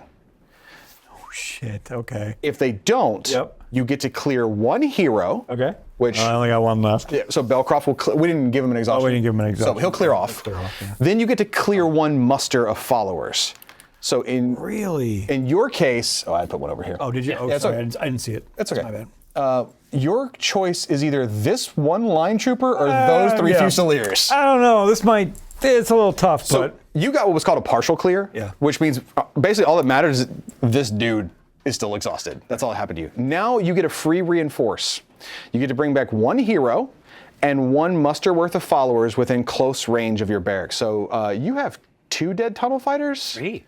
No, they got waxed Oh, yeah. by the Fusiliers. So we're going to do yours real fast because yours is going to be a little easier. Yeah. You've got the dead knight and the 2 line troopers. Right. I don't know where your dead knight went. I think he's over here. So you get to bring back 1 hero, which will be your knight, and then 1 mustard, these 2 guys, within close range of your barracks. Okay. That's so crazy. Now, hold on, and this happens, this isn't a turn? No, everyone gets a free. So your barracks, when you take that barracks activation, one of the things you get to do is this. Yeah. That's like mid-round. Yeah. But at the start of the round, everybody gets 1 of these for free, just to get some more models on the board without giving so up much too much fun. And tempo. they just rush right, it's just his brother Bob or whatever. Yeah. Dude, the middle is not looking like a safe place right now. So the only really rule for your armies we haven't covered is coalition abilities. Your coalition of the Shattered Empire colonists is when your models are within short range of a Rivenstone deposit, all of their defense rolls are focused for free without burning vigor. Oh, Dude, that kicks wild. ass. Okay, so they're great at defending. Yeah. Yours is whenever it's called on the job. Yeah. Whenever you spawn a model, it gets to walk for free immediately. Yeah. So you're going to spawn your 3 tunnel fighters within close range of your barracks, and then they're going to walk short right after. So yeah. Oh, man. And different coalitions will have different abilities. Right. And the coalitions will not all be mono factions. They'll be split faction. They're based off keywords, and they all give you a really thematic ability that's unique to your guys. Mega deck building. So Potential. how And then do they all I get to walk back short. Every single army. That's going to be the problem. I want all the I mean, warbands. you know how it is. It's just Yeah. it's a cost. I want it now, all. So they move short So they all get to walk short one at a time. This is just. from the fucking thing. Yeah. Can you imagine if you took a barrack section and that thing moved up the board? How far Oh, up I you'd be don't right now? want. I don't want to imagine that. They don't, Let- dude, you fuck don't think him. they're not a unit. Oh, I want them all there though. You want them like okay? I was like, if you wanted to split out like a little. No, and they balloon, absolutely could, but they have a very guess that's- specific job. What an interesting. It's a trying, mind trying fuck. to break that concept of there's no cohesion. Yeah, because it's That's somewhere so cool. between the squatty, Yeah. you know, I the love it. skirmishy stuff like in a kill team or a dead zone. Yeah. Right? But we don't have to put them together. Well, I mean, and this proved like this was the coolest. Well, this split. Yeah. Right? It's amazing. Okay. Cool. So let's just keep playing for a while, yeah? Yeah, oh my let's God! do it. Yes. You started us off because you didn't take the last turn. All So right. Now, for my Weldmonger here, yes. if I want to get more VPs, Yeah, so let's look at his card real fast so we can Absolutely. just see the ability in particular. We pull it up there. yep, So it's called operating procedure. procedure, exactly. And it says at the end of a turn in which this model activated, if 2 or more followers harvested Rivenstone while within his leadership range, score victory points. Oh, okay. So if I move him first and then have them act, still score. it'll happen. But the best case scenario is for me to infuse him Yes. now Yes. so that I actually capture 2 points and not 1. You got it. Love it. Okay. What a delight. All right. Now, but as we know, he is of dwarven stature. Yeah. So the classic Weldmonger just yo-yoing back between Rivenstone. Oh yeah. Yeah. He's the regional manager for sure. He's like, I don't need to fight over objectives. Exactly. Keep mining. I know it costs 2 shards for me to flip him into his infused side. You got it? But it's going to be okay because I'm about to harvest a bunch of them over here. And that's not an action, so No. you get to walk medium. Cool. And he's done. Do you want to go with your operators next? Yep. Now it's time to earn. So now, They're on the clock. when they go, they may burn a vigor once per activation to get double shards from a mine. Right. And also, let's look at the Weldmonger's other ability. Yes. The master plan. That says followers in his leadership range may burn a vigor once per activation to get a free interact action. So if you want to, They can do it again you can mine for 2. for 2 by burning a vigor. Second basic action mine, burn a vigor mine. Both of them can do that. So you can generate 4 shards per dude if you go through 4 vigor right now. Now I don't score. They don't all score as VPs. No. I score VPs when they do the action, not every time they do the Correct. Yeah, action. what this will get you is he's going to get 2 VPs if these guys mine no matter what. Oh, yeah. It's how much vigor do you want to blow through top of the round to generate a ton of shards. Let's also see who's in far range of Belcroft right now because he's giving everyone -1 ingenuity. Right. And it's far range. Oh, far. Because he infused. He's an infuser. Ooh, that God, guy. Is that legit? Let me see. Yeah. Well, here. Hey, easy, Rod. Why don't you? Oh, no. Why don't you? There it is. That's exactly. No, it's the base. It's the base. Yeah, this is the base. Oh, wait, I have an easy way to fix this, guys. Yeah. Yeah. See. No, I liked it the other way. Yeah. Exactly. Looks like they're both in. I think it might be both. So that means they're down from ingenuity 3 to 2, which simply means they have a better chance of failing the roll and dying when they Yeah. when they I mine. love every part of that sentence. If either one of them succeeds, I get the 2 VPs. Yeah, right? I mean, that's the main thing. Yeah. All right, well, it's time to go to work, boys. All right, so first guy, question. Do you Yeah. want to burn vigor for double shards on this first drill? Definitely. All right, I will keep your little pile of shards here. Go to roll 2 dice. You need fists or wilds. Do Yes. Hey, there you go. I've got fist and a wild. That's amazing. you want to spend your second action to mine? Well, right now, I feel like it's actually not safe to do it. I'm happy to get 2 Okay. And just chill? and just chill. Well, you have a second basic action, so you could walk if you wanted, or you could just give it up. You could forfeit it. I kind of like where they're at right now. They are definitely focused on this, and we want to keep it going that way. But his pal Gonna burn a vigor. definitely want to burn a vigor to get some more juice. All right, let's go ahead and roll it. 2 dice. Right. What'd you get? Wild is a success. Yeah, you're good. All right. And you wanna keep them alive and leave them there? Yes, exactly right. I'm just yourself going to 4 grab shards? these she's E. Over here. That's the end of your turn. Yeah. And you had 2 guys mine while within his range. Do you score 2 VPs? The score is 6 to 4. Currently. And as always, end of turn, choose any Rivenstone deposit on the board to erupt. Right here. Yep. And go ahead and roll The magical dice. magic dice. What we get? Close to. Wow, you guys are rolling these crazy. Okay, so the turn goes forward by 2 again. Wow, that's wild. Okay. Who wants to catch these? He's really good at it. Yeah. He's got 3 dice, go ahead and and roll. he's also outside of there. Yep. So first one is I snatch one up, Yep. Nice. and roll the then second one. 2 snatch. Oh, easy. There you go. There's your easy 6 shards and 2 VPs. Yeah. So one thing Iron Guard could do is play this game Yeah. where they go, you can always be like, well, fine, we just take over the scenario. Right. But like if you leave Iron Guard alone, Right. they will That'll just work. farm VPs.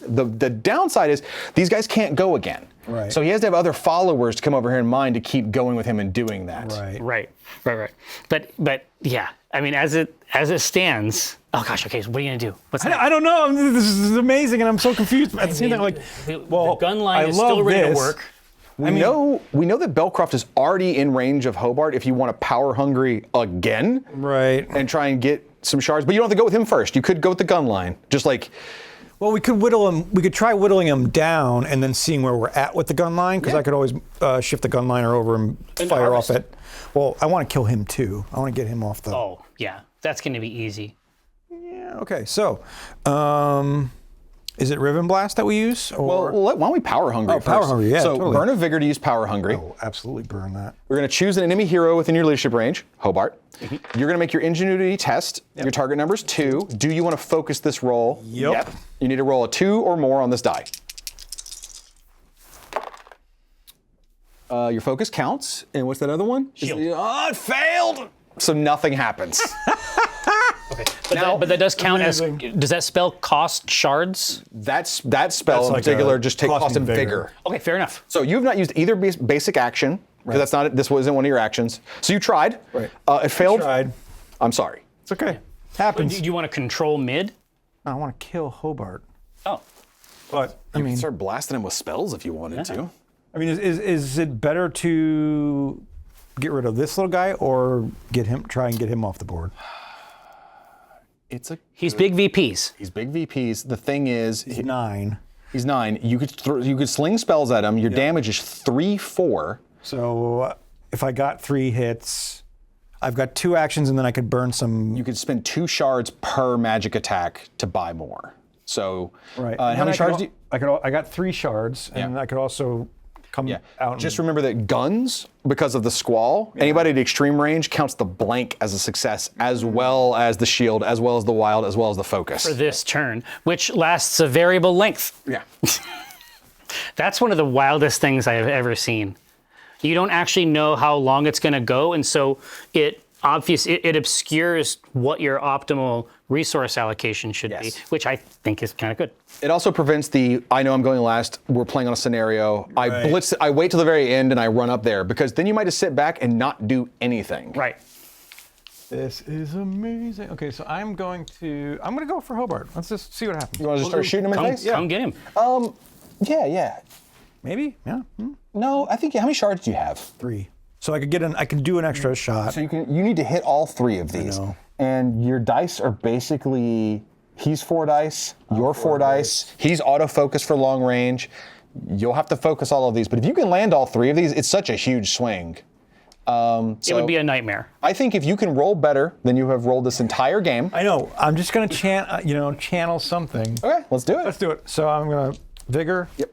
4 dice. You're rolling 4 dice, but you're focused for free. Auto boost or focused. Yep. Because it's my range with that is a medium long, and he's not within medium. So right. Yeah, Scrumbly Dumpus, we were actually I just showed off a couple of the Silecast molds.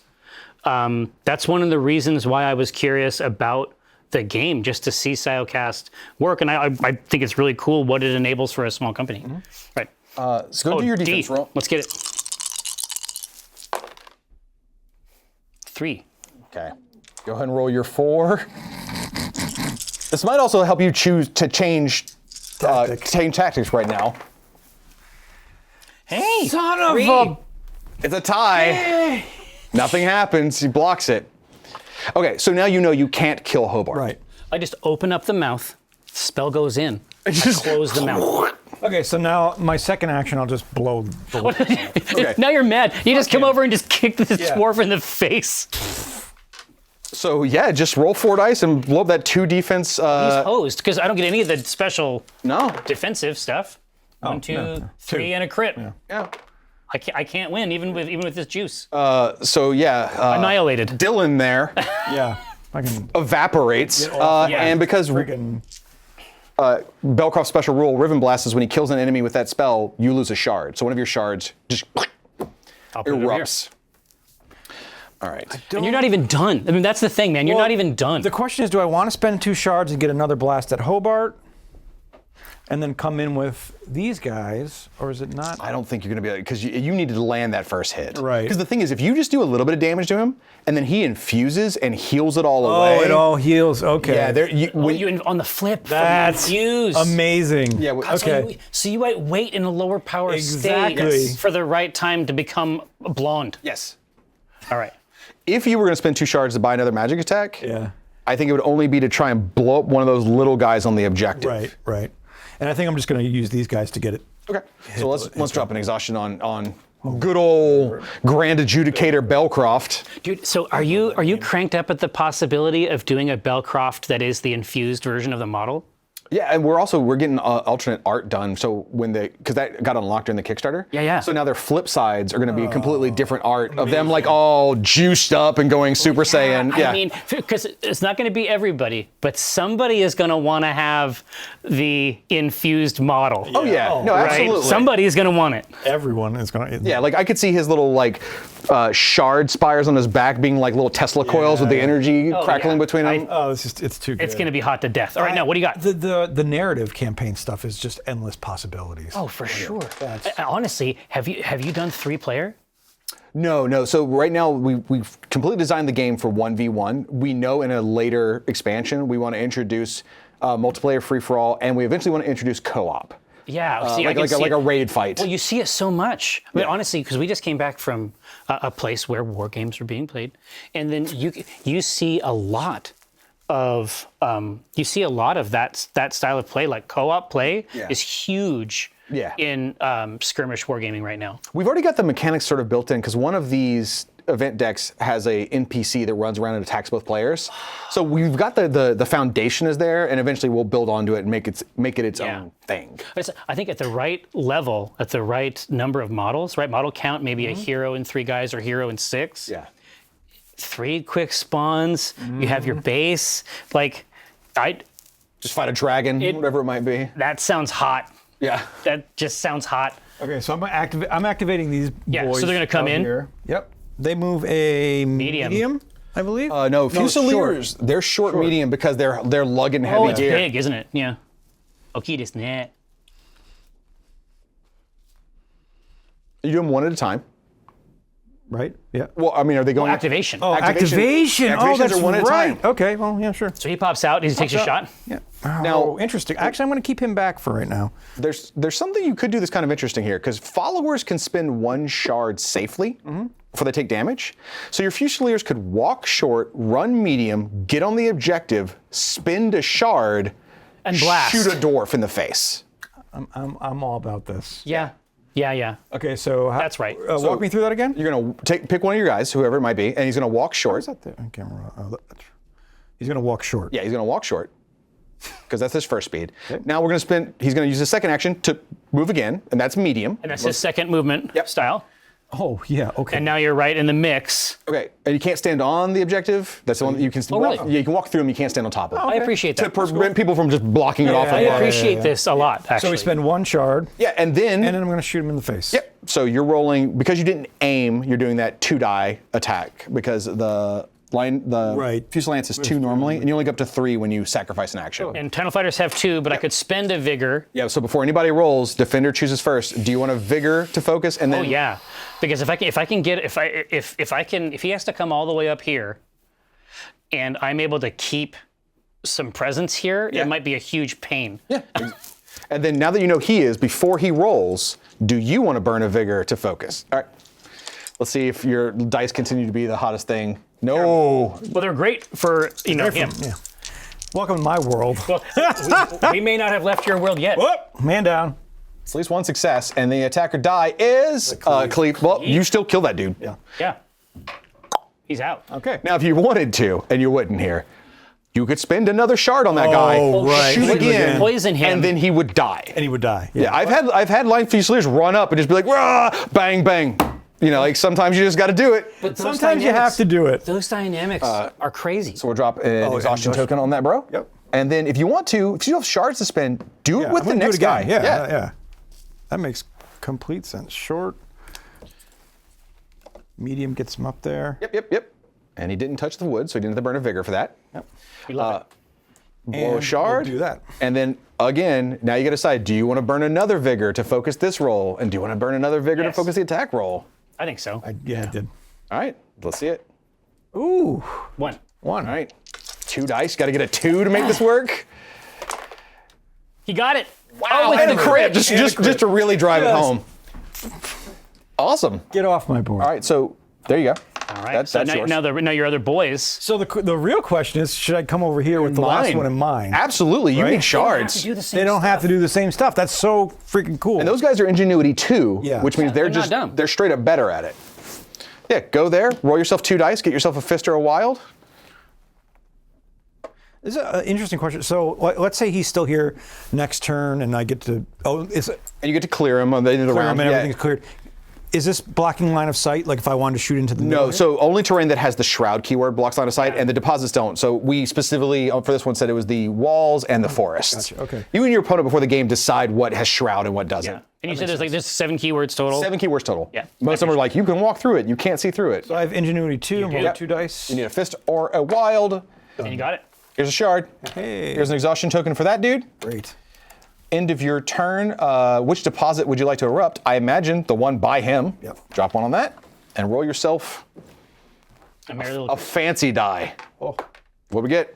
Oh, close. 1. Close 1. Okay, so round counter goes forward by 1, and a model within close can try and catch it. Okay. Same guy. Yep. You got it. There you go. So see how moving that one dude over when Right. the rest of the unit did other stuff. that's amazing. You Like pick up that. 2 Yeah. shards that you can invest the rest of your turn, right? Yeah. Because even these little guys can do stuff. Okay. So Now it's- now we're at 3 of 6. Yeah. Before the round ends. That's and this is where wild. it gets interesting because if you roll a double, then you're going to leave him with his likely the last turn, Yeah. right? So you got to kind of think like, And do I I need to start start back in. Yeah, do I need to start playing scenario, or am I fine just doing what I'm doing? Mm-hmm. Hobart is in a good position to mine and shoot. Yeah. That's true. And I should be able to ice both of these guys. So what's your range? Medium long on your harpoon. Yeah. Neither of them is in medium. Right? We know we can tell that easy. Yeah. And remember, because of the squall, not only would they be focused for free because of extreme range, Right. but they would count blanks as successes as well because of the squall. So Yeah, but interesting. I have a lot of shards. you could go ham. And so I wonder if I shouldn't just go over there. You could. You could mine, walk, Yeah. shard buy. This is what I'm talking about, Yeah. right? I think that's the right call. And he is a crafty gent, this Hobart Cragdon, Yeah. with 3 ingenuity. But he's down to 2 because there's a preaching Belcroft within 12 inches of him. Is it Oh yeah, still- because no still one's popping? moved yet. Gosh, should I switch him into his crazy pants mode? You'll get 2 VPs if this works. But as soon as you spend those 3 shards, you're Yeah. at threshold. And that means any shards you spend to buy attacks are going to damage you. I'm in. Everyone's threshold is also their infuse cost. I'm in. Okay, spending 3. Yep. Flip him over. He goes. But that also improves his ingenuity. Yeah, so now he's up to 4. So now he's up to 4, and so down to 3. Yep. So let's go and roll it. Let's see. Got it. Okay, so you get yourself a shard. Easy game. You've completed half of your One secondary. Rivenstone. Now, second basic walk. Yep. And his basic walk is a short. Yeah, almost all the dwarves That makes are. sense. But that's a big. That's a pretty big movement. I mean, considering his base size, right? Yeah, it's massive. Yeah. Base is movement Yeah. in this game. Okay. So now, Base is life. not that it's going to matter here, if you're ever within close range of an enemy and you have a ranged attack, you can only shoot at things in close range. So you can tie up people. that have Oh, guns. cool. Okay. Yeah, exactly. We like that. Pistol type rules. Yeah. Okay. Well, now that we're here, I can spend crystals. Yeah, to buy attacks. But you are at the point now where they're going to start hurting you. And it's 1 damage per. It's so the first shard Whoa, you this is cool. spend past threshold is 1. Yeah. The second one is then 2. The third is then 3. Deal. Oh yeah, just take the hits. Fuck it. Deal. No big deal. All right, so you're going to spend a shard? I am going to spend a shard. All right, and you're going to take 1 damage. Mm-hmm. That's for you. And then which dude are you attacking? I'm going to attack the one on the left. Okay. So you're rolling 2 defense die versus your 4. 4. And again, defender chooses first. Is anybody burning a vigor to focus? I got 2 vigor left. No, I'm not. All right, let's see what we get. Sure. Nothing. A big old blank. And All right, how about 4? what was your attacker die? Oh, let's find out. Push. That guy's dead. You score 2 actually VPs falls off. because Yay. you have mined and killed. I pushed him into the underworld. So our score went from 6-4 to now 8-4. Yeah, this is why this had to happen. Yeah. Now, I feel differently about that. now I'm gonna go one more time. You're gonna buy another attack? Yeah, I think so. Wow. I love it. The moxie. Here's your 2 damage. I assume you're shooting that poor guy who's just yeah. standing in front of this being like, I didn't sign up for this, boss. That was his last words. Wait! We'll take it. What was your attacker die? Let's find out. Oh, you got a 1 and, yeah, you're good. You always got to roll the attacker die because you might get a vigor back, but you also might misfire. Miss. Yeah. Exactly. that makes That's what I got to remember. Oh, here. So basically, I just needed to get this situated in a way that Yep. was more favorable to the organization. And we're going to drop an exhaustion token on you. Yep. Now, that was your first activation. I assume your tunnel fighters want to do things? Yeah. But they're the ones that got to go, right? Well, you have 2 choices. Do you have any shards? Yeah. Do you have any dead guys? Yeah. I have a whole squad. Oh, You could that's take a cool. barracks action instead, spend a shard to break ground and move it, and then spawn those 3 dudes out of it. Holy crap. Or you could go with the tunnel fighters that you have on the board already. That's awesome. At the end of this round, I will get a free dump of them. You will, but you can only use the special barracks rule if you do it during these activations. So it can never move unless you go, I give up an activation group to take a barracks activation. So cool. So I'm not saying one's better than the other. I'm Yeah. saying you could go with the tunnel fighters right now, run up on some objectives, fight some dudes. That's all good choices. Yeah. Or if you were kind of playing for maybe like that round 3 play, you could be like, I move the barracks up and have dudes come pouring out of it. It might be good. Yeah.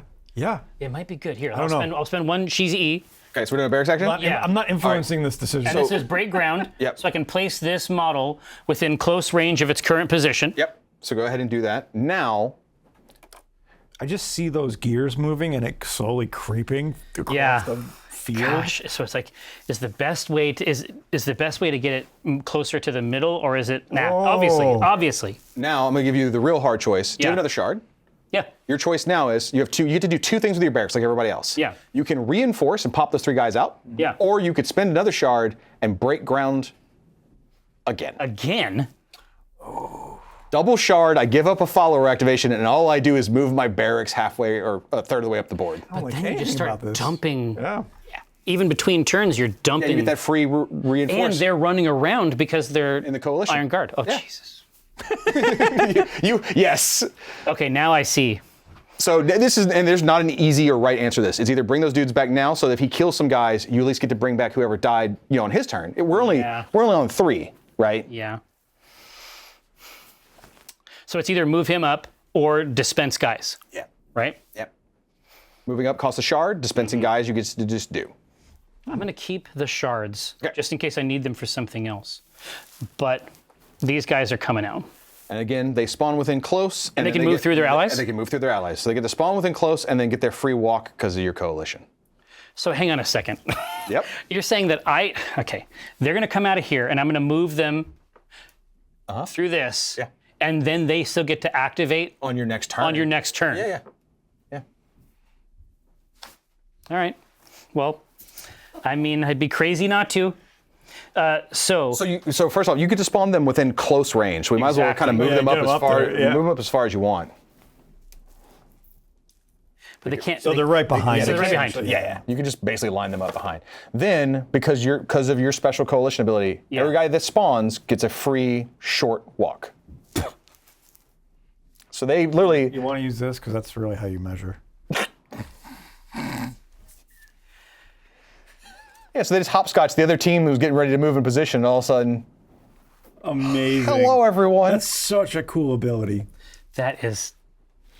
So what your barracks special action is, if you spend a shard, you get to spawn one follower within tight range of any Rivenstone deposit and remove the exhaustion token from it. Interesting. So you can basically deep strike guys. Yeah. And get materials. Yeah, that's way out there. Okay, that's That's it for my turn. Oh yeah. So which deposit do you want to have erupt? The only ones that are open are these two on the far corners. Which This one right here. okay. So let's put a token on it, and let's roll the shard die. See what we get. Hey, a long. Now, Long Nice. one. Yep. Yeah, long. All right. So one counter goes on. I assume we'll put it dice on for- Hobart. Yeah. for the H to the B. Yep, he's got it. Hey, there you go. That's cool. All right. Now this is always there's a 1 in 6 chance you roll the double. Right. Meaning there's a 1 in 6 chance you're going to end the gonna round end the early round. again and score, which will be great for you. Scores 8-4. You could come back a little bit. Belcroft could go again. Having the knight run up on one of the points and get his bonuses for not having any heroes nearby would be amazing. That's what I'm thinking. I'm thinking getting him over here, right? Yeah, he can run fast. And this this doesn't count? it doesn't even get in the way, right? Yeah, that's got traversable, so you move through it. And it's got barricade, means you could take cover if you're behind it. Okay. But it's not going to get in the way of your measurement. Sure. So he moves a medium. Medium short. Okay, Piril wants to know. Piril does not like how I've arranged my troops. Piril wants to know if this game has AOE templates. Not templates. Yeah. There are no AoE effects in the first launch wave. There will be AoEs in this game. Awesome. Well, gosh, but I mean, this game has units that have 1 HP and could get what? I mean, like, it's already dangerous. Oh, so I'm not actually in. I can't get in range of. Oh, actually. Yeah, no, I think you could have moved. I think there was a movement there that got you there. Scooch. Yeah, just we scooch you. I'll scooch. So he's done. He just runs up. So which you can't go with Belcroft because you can't take 2 heroes. But I can get some more followers up Yeah. as reinforcements, right? Good, yeah. And They they look do. like they're ready to go. Well, yeah. What are they? Mediums. Medium short. Yeah. Love to start with that line- medium. Yeah, the average speed of a model in the game is medium short. Yeah. Oh, okay. But there are models that go long medium. But the order is an interesting distinction between these two. Remember, do them one at a time because you get your. Yeah, don't combine them like that though. Oh. Because you get your bonus, or just set the second template out beyond that. Oh, okay. Because you always add your base size. Yeah. Right. Because That's what I didn't do. it's Okay, so that's what cheating, that's what I right? didn't do with. You feel like you're cheating, but it's just fine. I love that you can place it anywhere around the edge. Yeah. Like, We want the decisions in the game to be like, what are your actual choices? Right. Like, what is the strategy I'm going after? Not like, is this guy within 0.3 millimeters or whatever. Mm-hmm. Yeah. I like this little line that's showing up here. we'll just drop a pair of exhaustion tokens on them. And then we get one more line trooper that gets to go. Oh, 'Cause that's you did right. two. Because That's right, because again, not it's one more line trooper. The unit designation is not a big deal in this. It's one more unit of that type. So you can bring in one of these bad boys. And then you have to do the same shit. Now, Chad is bringing up, while there's no AoE templates, there are ray attacks in this game. Oh, where yeah? There are people that attack and their attack range is it's the linear? template. Yeah. Like the flamethrowers on the dwarfs. Yeah. I would love to see one. I mean, that sounds incredible. They're an add-on. They're not in the starter box. Well, I was just going to say but the one that I backed has the you'll get them. that has the extra unit types. If you choose Iron Guard, because you went in for War Hero, which is all in a faction, but you choose what faction later. I don't know. I like these guys. I could technically shoot him, right? You got shield guns. And so did you walk run? No, I just medium. You just medium. So you have a second action. You actually could. Okay. Just blast away. I mean, with the storm going, Take him out. It's hard. But I mean, like, what are you gonna do? Yeah. What else? Why not? So he's gonna shoot you with his shield buckler gun. It's range what I wanna medium. It's 2 dice versus 2 dice. You count blanks, and you're focused for free. Because of this round. Yeah. Nothing. Wow. Iced. Sure, yeah. Sometimes that just works out. I like that you're like, this thing that doesn't really matter. Yeah. Can I do it? I'm like, absolutely. You're like, sure, check this out. Bang. Yeah, 100%. Grab him one of those. Yep. And I like that he just did it from behind. Oh yeah, he didn't even care. He just pointed his shield that way. Yeah, very that cool. looks like all of everything. So the one that has the erupt is this, and then one. that's going And then to they all clear clear off because no. So let's roll your die and see. Let's see if you, because if you get the double, that'd be amazing for you right now. Right. X. Nothing happens. The round counter does not move forward, and no shards come out of it. Okay. Interesting. Okay, this is about to get crazy. All right, so now we're back. So it's still technically turn. The turn counter didn't go forward, right? So it's back to you. Did you know? They've gone. Yeah. So remember your heroes can go Twice. each. Yeah. So basically, you get to go with one of your 2 other heroes, and then you're gonna have to go with tunnel fighters. Unless you choose to go with another barracks action to just keep drilling forward. Not the best call right now, but if you're like, you know what, round 3, I want to be in the middle of the table. Yeah, I don't think they don't really want to do that. No, it's not a smart decision, but it is a decision. No, but the Weldmonger is actually like a incredibly good fighter. Yeah, he hits really hard. The question He's is, been earning me. I didn't really. I would think of him mostly as a regional manager. Yeah. He's actually super dangerous. he pushes medium when he hits people. Oh, jeez. So what he normally does is he hangs back and he's just like score. And then somebody runs up on him and he's like, Doink. Yeah. Yeah. of course, Hobart is in a fantastic position to just. Deal. Well, actually, cover, there's nothing. but- There's nothing around him that bad. Ooh, you have some hard choices looking at it. Well, I mean, I think that he could come back. That's why I just need him to be within a certain range of this. It's within to score those. It's within close. Yeah. So, but I could But get. you can get some good. I could get close. I could get out here, and I could definitely drop shots out here. Yeah. But I've already expended some of his HP too. Yeah. So what Oh, that's right. You could do the old yo-yo, which is Oh, go out. walk short, shard by a bunch of attacks. Yeah. Then use my second basic to run and move the second speed. And to go back. Because you can Is he going to take damage when he shard buys this turn? you can go up to 3. Oh, because it resets. You got it. Oh, it's Every so activation. cool. Yeah, but spending the shards, you can do that before or after either of your basic actions. Yeah. So you can. But because of these conditions that we have here, Yeah, shooting's real hard. It doesn't seem like shooting doesn't seem like the right play right now. Yeah. Oh, right, because Because of the squall. of the squall. Yeah, and can this be moved directly through? No. crystal? The only model that can't. So your drillers have a rule that says they can walk through any terrain. Yeah. But the crystal blocks movement. Okay, well, I think that if he goes out there, well, you know what, I'll make that decision next. For now, Right. for these guys back here, That makes sense, I feel like yeah. the right call might be to move them up short. Just get him into the fray type of Yeah. thing? Right? So cool. Just range them up here, and then they should be able to. Oh, they can shoot. Yeah, they're pistoliers actually. They've actually got pistols and grenades.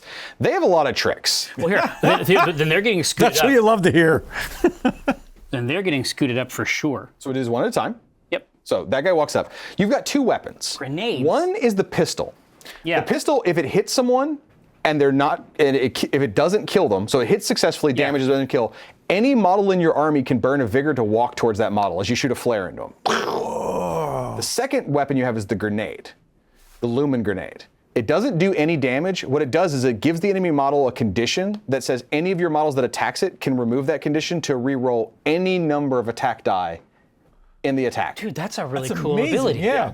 Well, this is kick-ass. So if I shoot on the pistol, Yep. the rest of these guys are 1 HP. Yeah, so you'll kill them, but if you hit the knight, The knight is the one that I want to hit with the pistol, because I can start moving per shot. I can start moving this guy up and around. it's 1 vigor per, but yep. Yeah, well, I have the Wigor to do it. So you got left like a ton. three. So first let's check your ranges. Range on your pistol is medium long, right? Yep. So let's see if you're in normal range, because that's going to be pretty important here. Yeah. Totally. you're good. Yeah, you're good. Yep, that's why I was scooching him. All right, so that is 3 dice for the tunnel fighter. Yep, and it's 3 defense die on the knight, and as always, defender has to choose. Are you focusing the roll with a vigor? No. That's a tricky choice. All right, take it away. Take it away, my friend. All right, let's roll. Hey, 2. That's really good. incredible. So you just got to straight up roll 3 on this? Yeah, I Easy game. just win. How about nothing? Roll your attacker die as well. Oh, it's in there. Oh, you did? It was a cleave. It was a cleave, okay. Yeah. Sorry, the monitor was a little blocked on my side. No, understood. All right. Do you want to shard by an attack with that dude? Because remember, followers can go up to 1 before they take damage. Yeah. Right. And you've got shards for days, don't you? Yeah, I could. So I could shard by Yeah. an attack. Yep. And he would die. Nope, because you could. No, followers he's could got spend 1. one. Yeah. Save- How cool is what the that, fuck? right? Yeah. Obviously, that's what we're Yeah. gonna do. Right, Jesus. Shoot again. Yeah, shoot again. So spin a shard. He nom-noms on the magic rock. Yeah. Chomp, chomp. Goes all John Wick in here. Can I keep my defense dice from last time? No. Ooh. So 1. So you just 1. Literally 1. 1. 1. Oh man, it was a crit, a crit. too. I know. That- I know. That would have been really good if either of those. So I agree with you. just drop an exhaustion token on that guy, and now you get to go with any 2 other tunnel fighters. Exactly. So this next guy is going to come up, and he's going to do much the same thing. All right, I like it. Oh, you're right. And you can. Oh, because yeah. you have the shards. You can just keep. That's the fantasy. fun. Yeah. Pistol. It is. Same exact attack. Oh, so for chat, Rivenstone shards block movement for most models, but the operators have a special rule that let them move through They can anything. scooch around. Yeah, so the operators, I think he was asking about if the weld drills? monger. Yeah. Yeah. Oh, okay. But the operators can move through them freely. Just want to make Yeah. sure there's no confusion there. So yeah, go ahead and make that defensive roll. Let's see what we get. Hit it. Hit it. I'm Nothing. dead. This is it. This is your chance. He's the knight though. He's not 1 no, HP, right? No, he's Oh, no. 8 HP. But All right. Oh, and a vigor. 2, you get a vigor back. All right. I love that. Now he takes 1 damage, and the special rule on the flare gun: any model in your army, 1 model in your army, Yep. may burn a vigor and walk towards the model hit. Whoa. Okay. So I have to go around. And have to go it's basically free because you got the vigor from the attack die. Yes. Yep. So if I place this T here, Yep, you're good. I can pick him up and move it You got it exactly. anywhere close to it on this side. Amazing. Oh boy. Oh boy. This is crazy. How many health does that guy have? 7. 7? Yeah. Okay. So right. now So now he's come in. Oh. Now let's go further. Shard. You could shard, or do you save the shards for attacks with him? Well, I want to try to get him How many shards do you have over there? I got 2.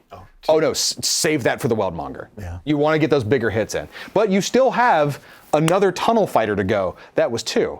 Yeah, so the hope is that on the Weldmonger, hopefully I can get him up here, get him a little bit closer. Why not have one of these guys go? They'll definitely get there.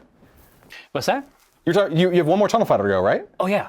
So we'd have one of these that's like right here. Yeah. They're not exhausted. Well, no, I'm saying he could also get up here. Oh, you think? Okay, yes, you're And saying. I just want to do another shot so that I can get him up, yeah. get close for some fighting. I That's thought the you were. I fantasy. thought you weren't sure if you had range on him. Oh, and I was no, saying if you don't have range on him, you could do one of He's these 2. no, I think he's fine. Okay. I I understand. think he's doing great.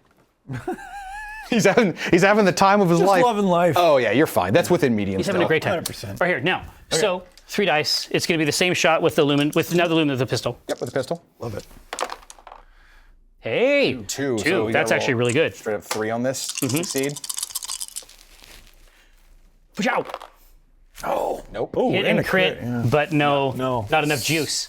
So I like that dice system. So it is what it is. it is what it is. But can you want to Now I'm save going to your activate stones for him, them, yeah.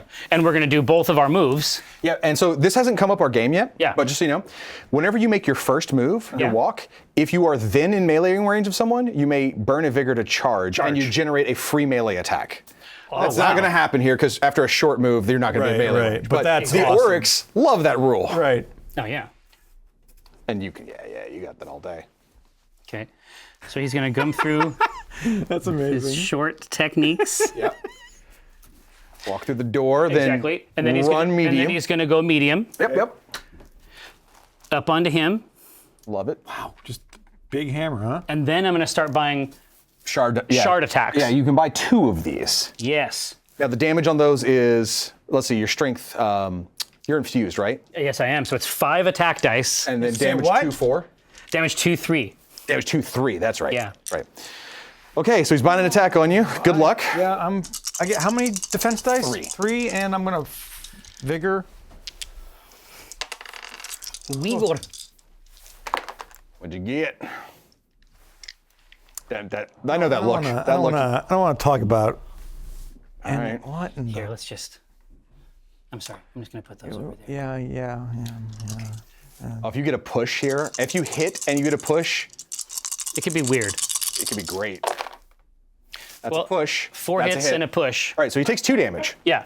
So he has 5 health left, but you know with one more shard, Yeah. you can't kill him. Right. Now, normally when you push a model, you move them tight, but the drop hammer special rule is you may push someone medium, Whoa. and then you follow up tight. Right. Oh, that's cool. So remember, he scores points for being on the objective and having no heroes nearby. Yeah. You just send him flying. Back to the Rivenstone, boy. You go back there. This And is if you where want live. to, you could follow up tight towards him. I could, but I'd rather kill this guy. Okay, sure. Do what you want. It's close enough, right? Well, no, I was just thinking get here and you can whack both of them. Oh, well, I'm going to do my best. I'm going to do my best with this. All right, so that's you all my spend the last shards. shard. All right, Yeah. so he's attacking the line trooper. Line troopers are defense 3. For normal troops, they've got a really high defense. Yeah, I stat. was gonna say that's. That's healthy. Dude, the push is really funny. Nothing. Oh. The one. Oh, if you get a cleave here, it's gonna be amazing. Oh, yeah, we haven't seen that. No, we haven't really done no, much yeah. melee yet, right? Yeah. Cleave. That's awesome. Successes? Oh, we you got did. one success. Okay, yeah. so you kill this guy. Now, is anyone else in your melee range of close? Of close? It's pretty darn close. Oh yeah, yeah. that's totally in. Okay. Take your die pool that's in the tray. Yeah. Drop 1 die from it. Amazing. Make That's another. handy. That's nice. What? Make another attack. That's cool. And does that attack? Defend. Does that attack have all the properties of my regular attack? No, you would have to. It's you're making another hammer attack. Yeah. But you don't have another. Like if you would focus the previous one, Yeah. this one is not focused. But I'm saying if I pushed, yes. does all the rest of the properties still Yeah, happen? absolutely. That's so cool. Nope. Dude, these guys are martial paragons. All right. Yeah, and a push, but he's dead. Yeah, push doesn't matter on this guy. He's totally dead. Okay. Amazing. Dude, this game is This crazy. is awesome. This is This awesome. game is crazy. This is just like it's like a fist fight. Yeah. On the table. Like it's nuts. It's so kinetic. And you've managed to swing the whole tide this, of battle, this right? was all a Because- whole different thing, and these Yeah. motherfuckers came out of this drill thing. Yeah. Okay, now what? Now that's the end of the turn. After you had a really amazing turn, you got to pick one of these to erupt. They're all open. This one over here. Okay. And then roll that shard die. You get a double right now. It'd be really fantastic for you. Yeah, it really would. Just close one. Okay, close one. Nobody gets it. Yeah, nobody gets it, and that means you will likely get the last turn. How much longer do we have, by the way, to Well, I mean, let's finish out the round. Let's finish out round 2? Yeah. Okay, so unless you roll the 1 in 12 chance of it being a blank, you're getting the last round. Right. So now is your opportunity to clap back and make it count. Right. The question is, I probably want to get Heroes. Belcroft over here. You want and points, just right? annihilate? Yeah, let's. So you already have the middle one, right? Right. Belcroft being there just has the middle one. Has it? So let's see who can go. You can only go with those 2 line troopers in the back, and then either Belcroft or the knight. If Belcroft moves away from that objective, you'd have to move one of those line troopers up to then resecure it. Right. Or then, how many shards do you have? I have 3 shards. 3 shards. Okay. I think, how much vigor do you have? It's personal. Yeah, one vigor left. Be cool. All right, it's time for revenge. Yeah, I mean, one would hope. I say move medium back, burn your vigor to charge. Oh, okay. Generate a melee attack, use your second basic to make a melee attack, spend your 3 shards to make melee attacks. Get this dwarf. Murder him, Off of get your the point. and then get the point for no heroes. Yep. Interesting. Okay, so it's essentially medium. Yep. Burn a vigor to charge. Vigor to charge. You immediately generate a free melee attack, and your attack is 4 dice damage, 2/3. Okay. Thank you. Oh yeah. You ready? Yeah. That's I like that charge mechanic. I also like the defending thing first. Is this a folk way or is it typical just to have the defender do the defensive die first? It's sort of nice to know what the threshold Right, is. exactly. Yeah. Like, Is it normal? Like in the rules? Is it? Yeah, no. Like In defender the rules? rules, it is Yeah. the defender always. That's right, because they're the ones that have the choice to use the vigor first. Yeah, I love I think that. that's I good. like that. How about nothing? Nothing. Okay, good. You know. That was an interesting roll. Yeah. Ooh, that's a crit and 2. It is. 3. All right, so that just straight up does 3 damage to you. Damage. So he has 4 left because he is health 7. Right. So now you still have your second basic action because you charged. Right. So just punch him in the beard again, Again. as hard as you possibly can. Yeah. So again, do you want to focus your roll? Activate. Absolutely. And let's roll it. Because this is what the vigor is for. This is the last turn. Yeah. Right. 4. 4. Defense. Wow. You go can't ahead do and anything. you can't beat it, but roll it because if you roll that vigor response, vigor result, Nope. no, so nothing happened.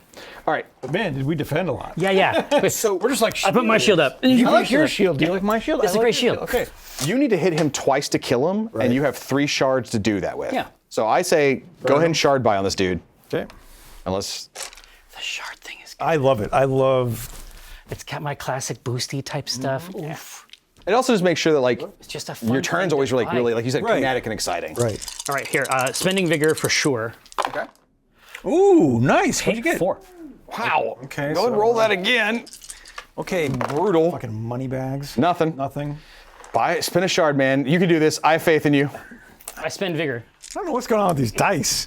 How much vigor do you have left after this? That's it. Okay. It's the last turn, though, right? This is why. Well, and it'll refresh after this. 1. 1. Okay. All right. One. Just once. Just. This is good. You can make this work. Hey. It hits. X is a misfire. It only counts Only on for range range. attacks. Woo!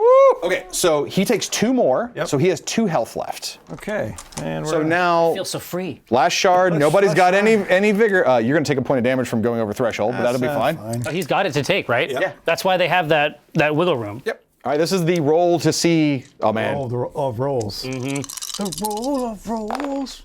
Oh, come on. He wasn't focused. Oh, you weren't focused, So he right? only got 1. Oh, you got him. You just gotta roll a 2. You got him. Yeah. Have you seen me? Yeah, you see. Whew! Yeah. And a cleave. And a cleave. There's no one to cleave. So you They kill just the- back up a little bit. Yeah. The Weldmonger goes down. You score a VP, so the score is 8 to 5 now. And congratulations, that went really well for you. And what's his thing? The Imperial Requisition, or no? If he's within close range of a objective, which we know he was in, Yep. and there's no enemy heroes within close range, which there no longer are, Yeah. you score bonus victory points. 2, right? 2. Okay. Which basically means he double scores the objective. Yeah. It's incredible. That's so much fun. And then you have those last 2 line troopers to kind of run up somewhere. Sure. But yeah. Whatever they like. Hey, friends. Just hang out. And then just for the fun of it, roll the shard die. Let's just see if you get the X. I'm just curious. Nope. Okay.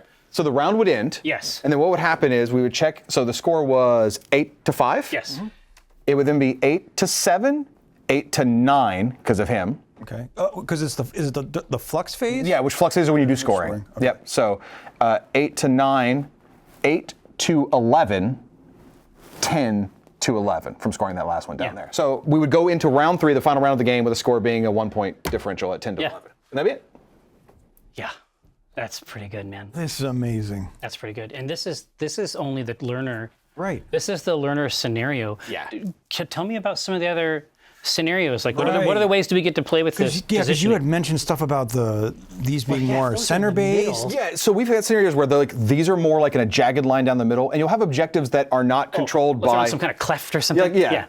You'll have objectives that are not controlled by proximity, by amount of models. A model has to walk up, make an ingenuity test, and if they control it, then they're controlling the thing, and then that model controls it until someone pushes them off, and then someone else can come take King of it the Hill from stuff. Yeah, King of the Hill kind of stuff. We've got scenarios where one side they're asymmetrical. One side has to go run up and make tests to grab the objectives and run away with them, and then one will try to defend them. We have one where the barracks, one player starts in the middle of the board and they get waylaid by the other player, and the other player that's attacking treats their barracks as the objective that they can go score by running up on the middle. Lots of different cool stuff. Different ideas. That's wild. But then everything changes also with these event event deck. cards. Yeah, because you had to do this had to be a completely different game over here, Right. Because the ranges stopped working. Right. And there was a showdown between these two that didn't occur because There was no point in you shooting that it. turn, Right. that turn didn't make a lot of sense, right? And it chewed up an assassination attempt on the other side as well. Right. But then think about you slowly. I love the concept of this slowly moving Yeah, forward. the towards your turn 3, objective. this is very Like, that's- different, Yeah. right? And then you're just piling out. because turn 3, this guy just pops right back out. Yeah. He, And then he walks. just jumps right out of the machine. Yeah. And then you could think about, like, we were playing mono-faction coalitions, but there's a coalition that says you can take heroes from any factions, you just don't get a coalition ability. So, like, your free walk, your free So defense. I can deck build just on unit abilities as opposed to the faction stuff. Your force could be Hobart and Belcroft with the dwarf drill running line troopers and tunnel fighters. But in doing so, you're putting more VPs on the board. You are. So And he's giving up the free walk ability because he's not Right. playing the mono dwarf coalition. Right. But as we saw, like, that's ridiculous. Yeah. Like, Right. it's That- comical. Yeah, but playing a more restricted list than what you take obviously gives you a potent ability, right? And we were talking about yours as you get free defensive rolls when you're near Rivenstone. Yeah. For this one, it doesn't matter as much. When you play the one where all the Rivenstone's in the middle of the board, Right, that's and- a whole different ballgame. And Shattered Empire just runs in the middle of the board and is like, we are focused on every defensive roll for the game, and you're like, oh god. Yeah, once they get fucking wormed in there. Yeah. The Oryx coalition is every time you make a defense roll, they can burn a vigor to make you re-roll one of the dice. And the Risen one is if you are within close range of any Risen hero, anytime you burn vigor, you have to burn double vigor. Yes. that's amazing. Yeah. Yes. They just sap your strength away from you. Wild. Okay, well, look, that's real good. That's real good. You did a good job, Will. Thank you. Yeah. And but not just me, the whole team at Broken Yes. Anvil has 100%. poured so much work into this game to make it successful. So, this is to all the artists and sculptors and painters and everybody in production, everyone else's work, design and development. It's been a lot of work from the whole team. Well, I mean, I know that I'm having fun when I want to be You in look there. down and Like when I want to go in there. Obviously, to I do me- not want to live here. but It's very dangerous. Well, But one of the best experiences was like, oh wait, I'm looking over here. Can I get them? yeah, there with are. your gun lancy dudes over there. And one thing, while we've got the stream going, I want everybody to know, like, again, the Kickstarter's live right now. Right. But we just put up our new social goals on the Kickstarter. right. Because okay. you beat one today, right? Yeah. So we're gonna start unlocking the social goals. You can just go to the Kickstarter and share the Kickstarter with other people. So if everybody checking this out can go share the Kickstarter as much as possible, we Yeah. have some cool stuff that we want to unlock. Rad. Yeah. Well, thank you so much. I mean, I'm sure that Nightbot knows where the Kickstarter can be found. Thank you so much. I mean, often on Tuesday afternoons, Yeah. we play war games of various types. We would love to have you come back. Whenever you have something cool to show, a new faction. I mean, you'll eventually. I know you love them now, but you're going to get tantalized. Your eye's going to wander. You're going to be the guy looking this way, and it's going to be a new faction. Yeah. I mean, Come back in because you're local. Let's be friends. yeah, absolutely. I would love to come by and let's get some games going. Yeah. Yes. Now you're talking. Now you're talking. I just want. I want to keep playing. Let's be small and live down here. Yeah. Hey, thanks to Will. Thanks to Broken Anvil Games. Rivenstone is on Kickstarter now. I hope you like what you saw. Until next time, we'll see you.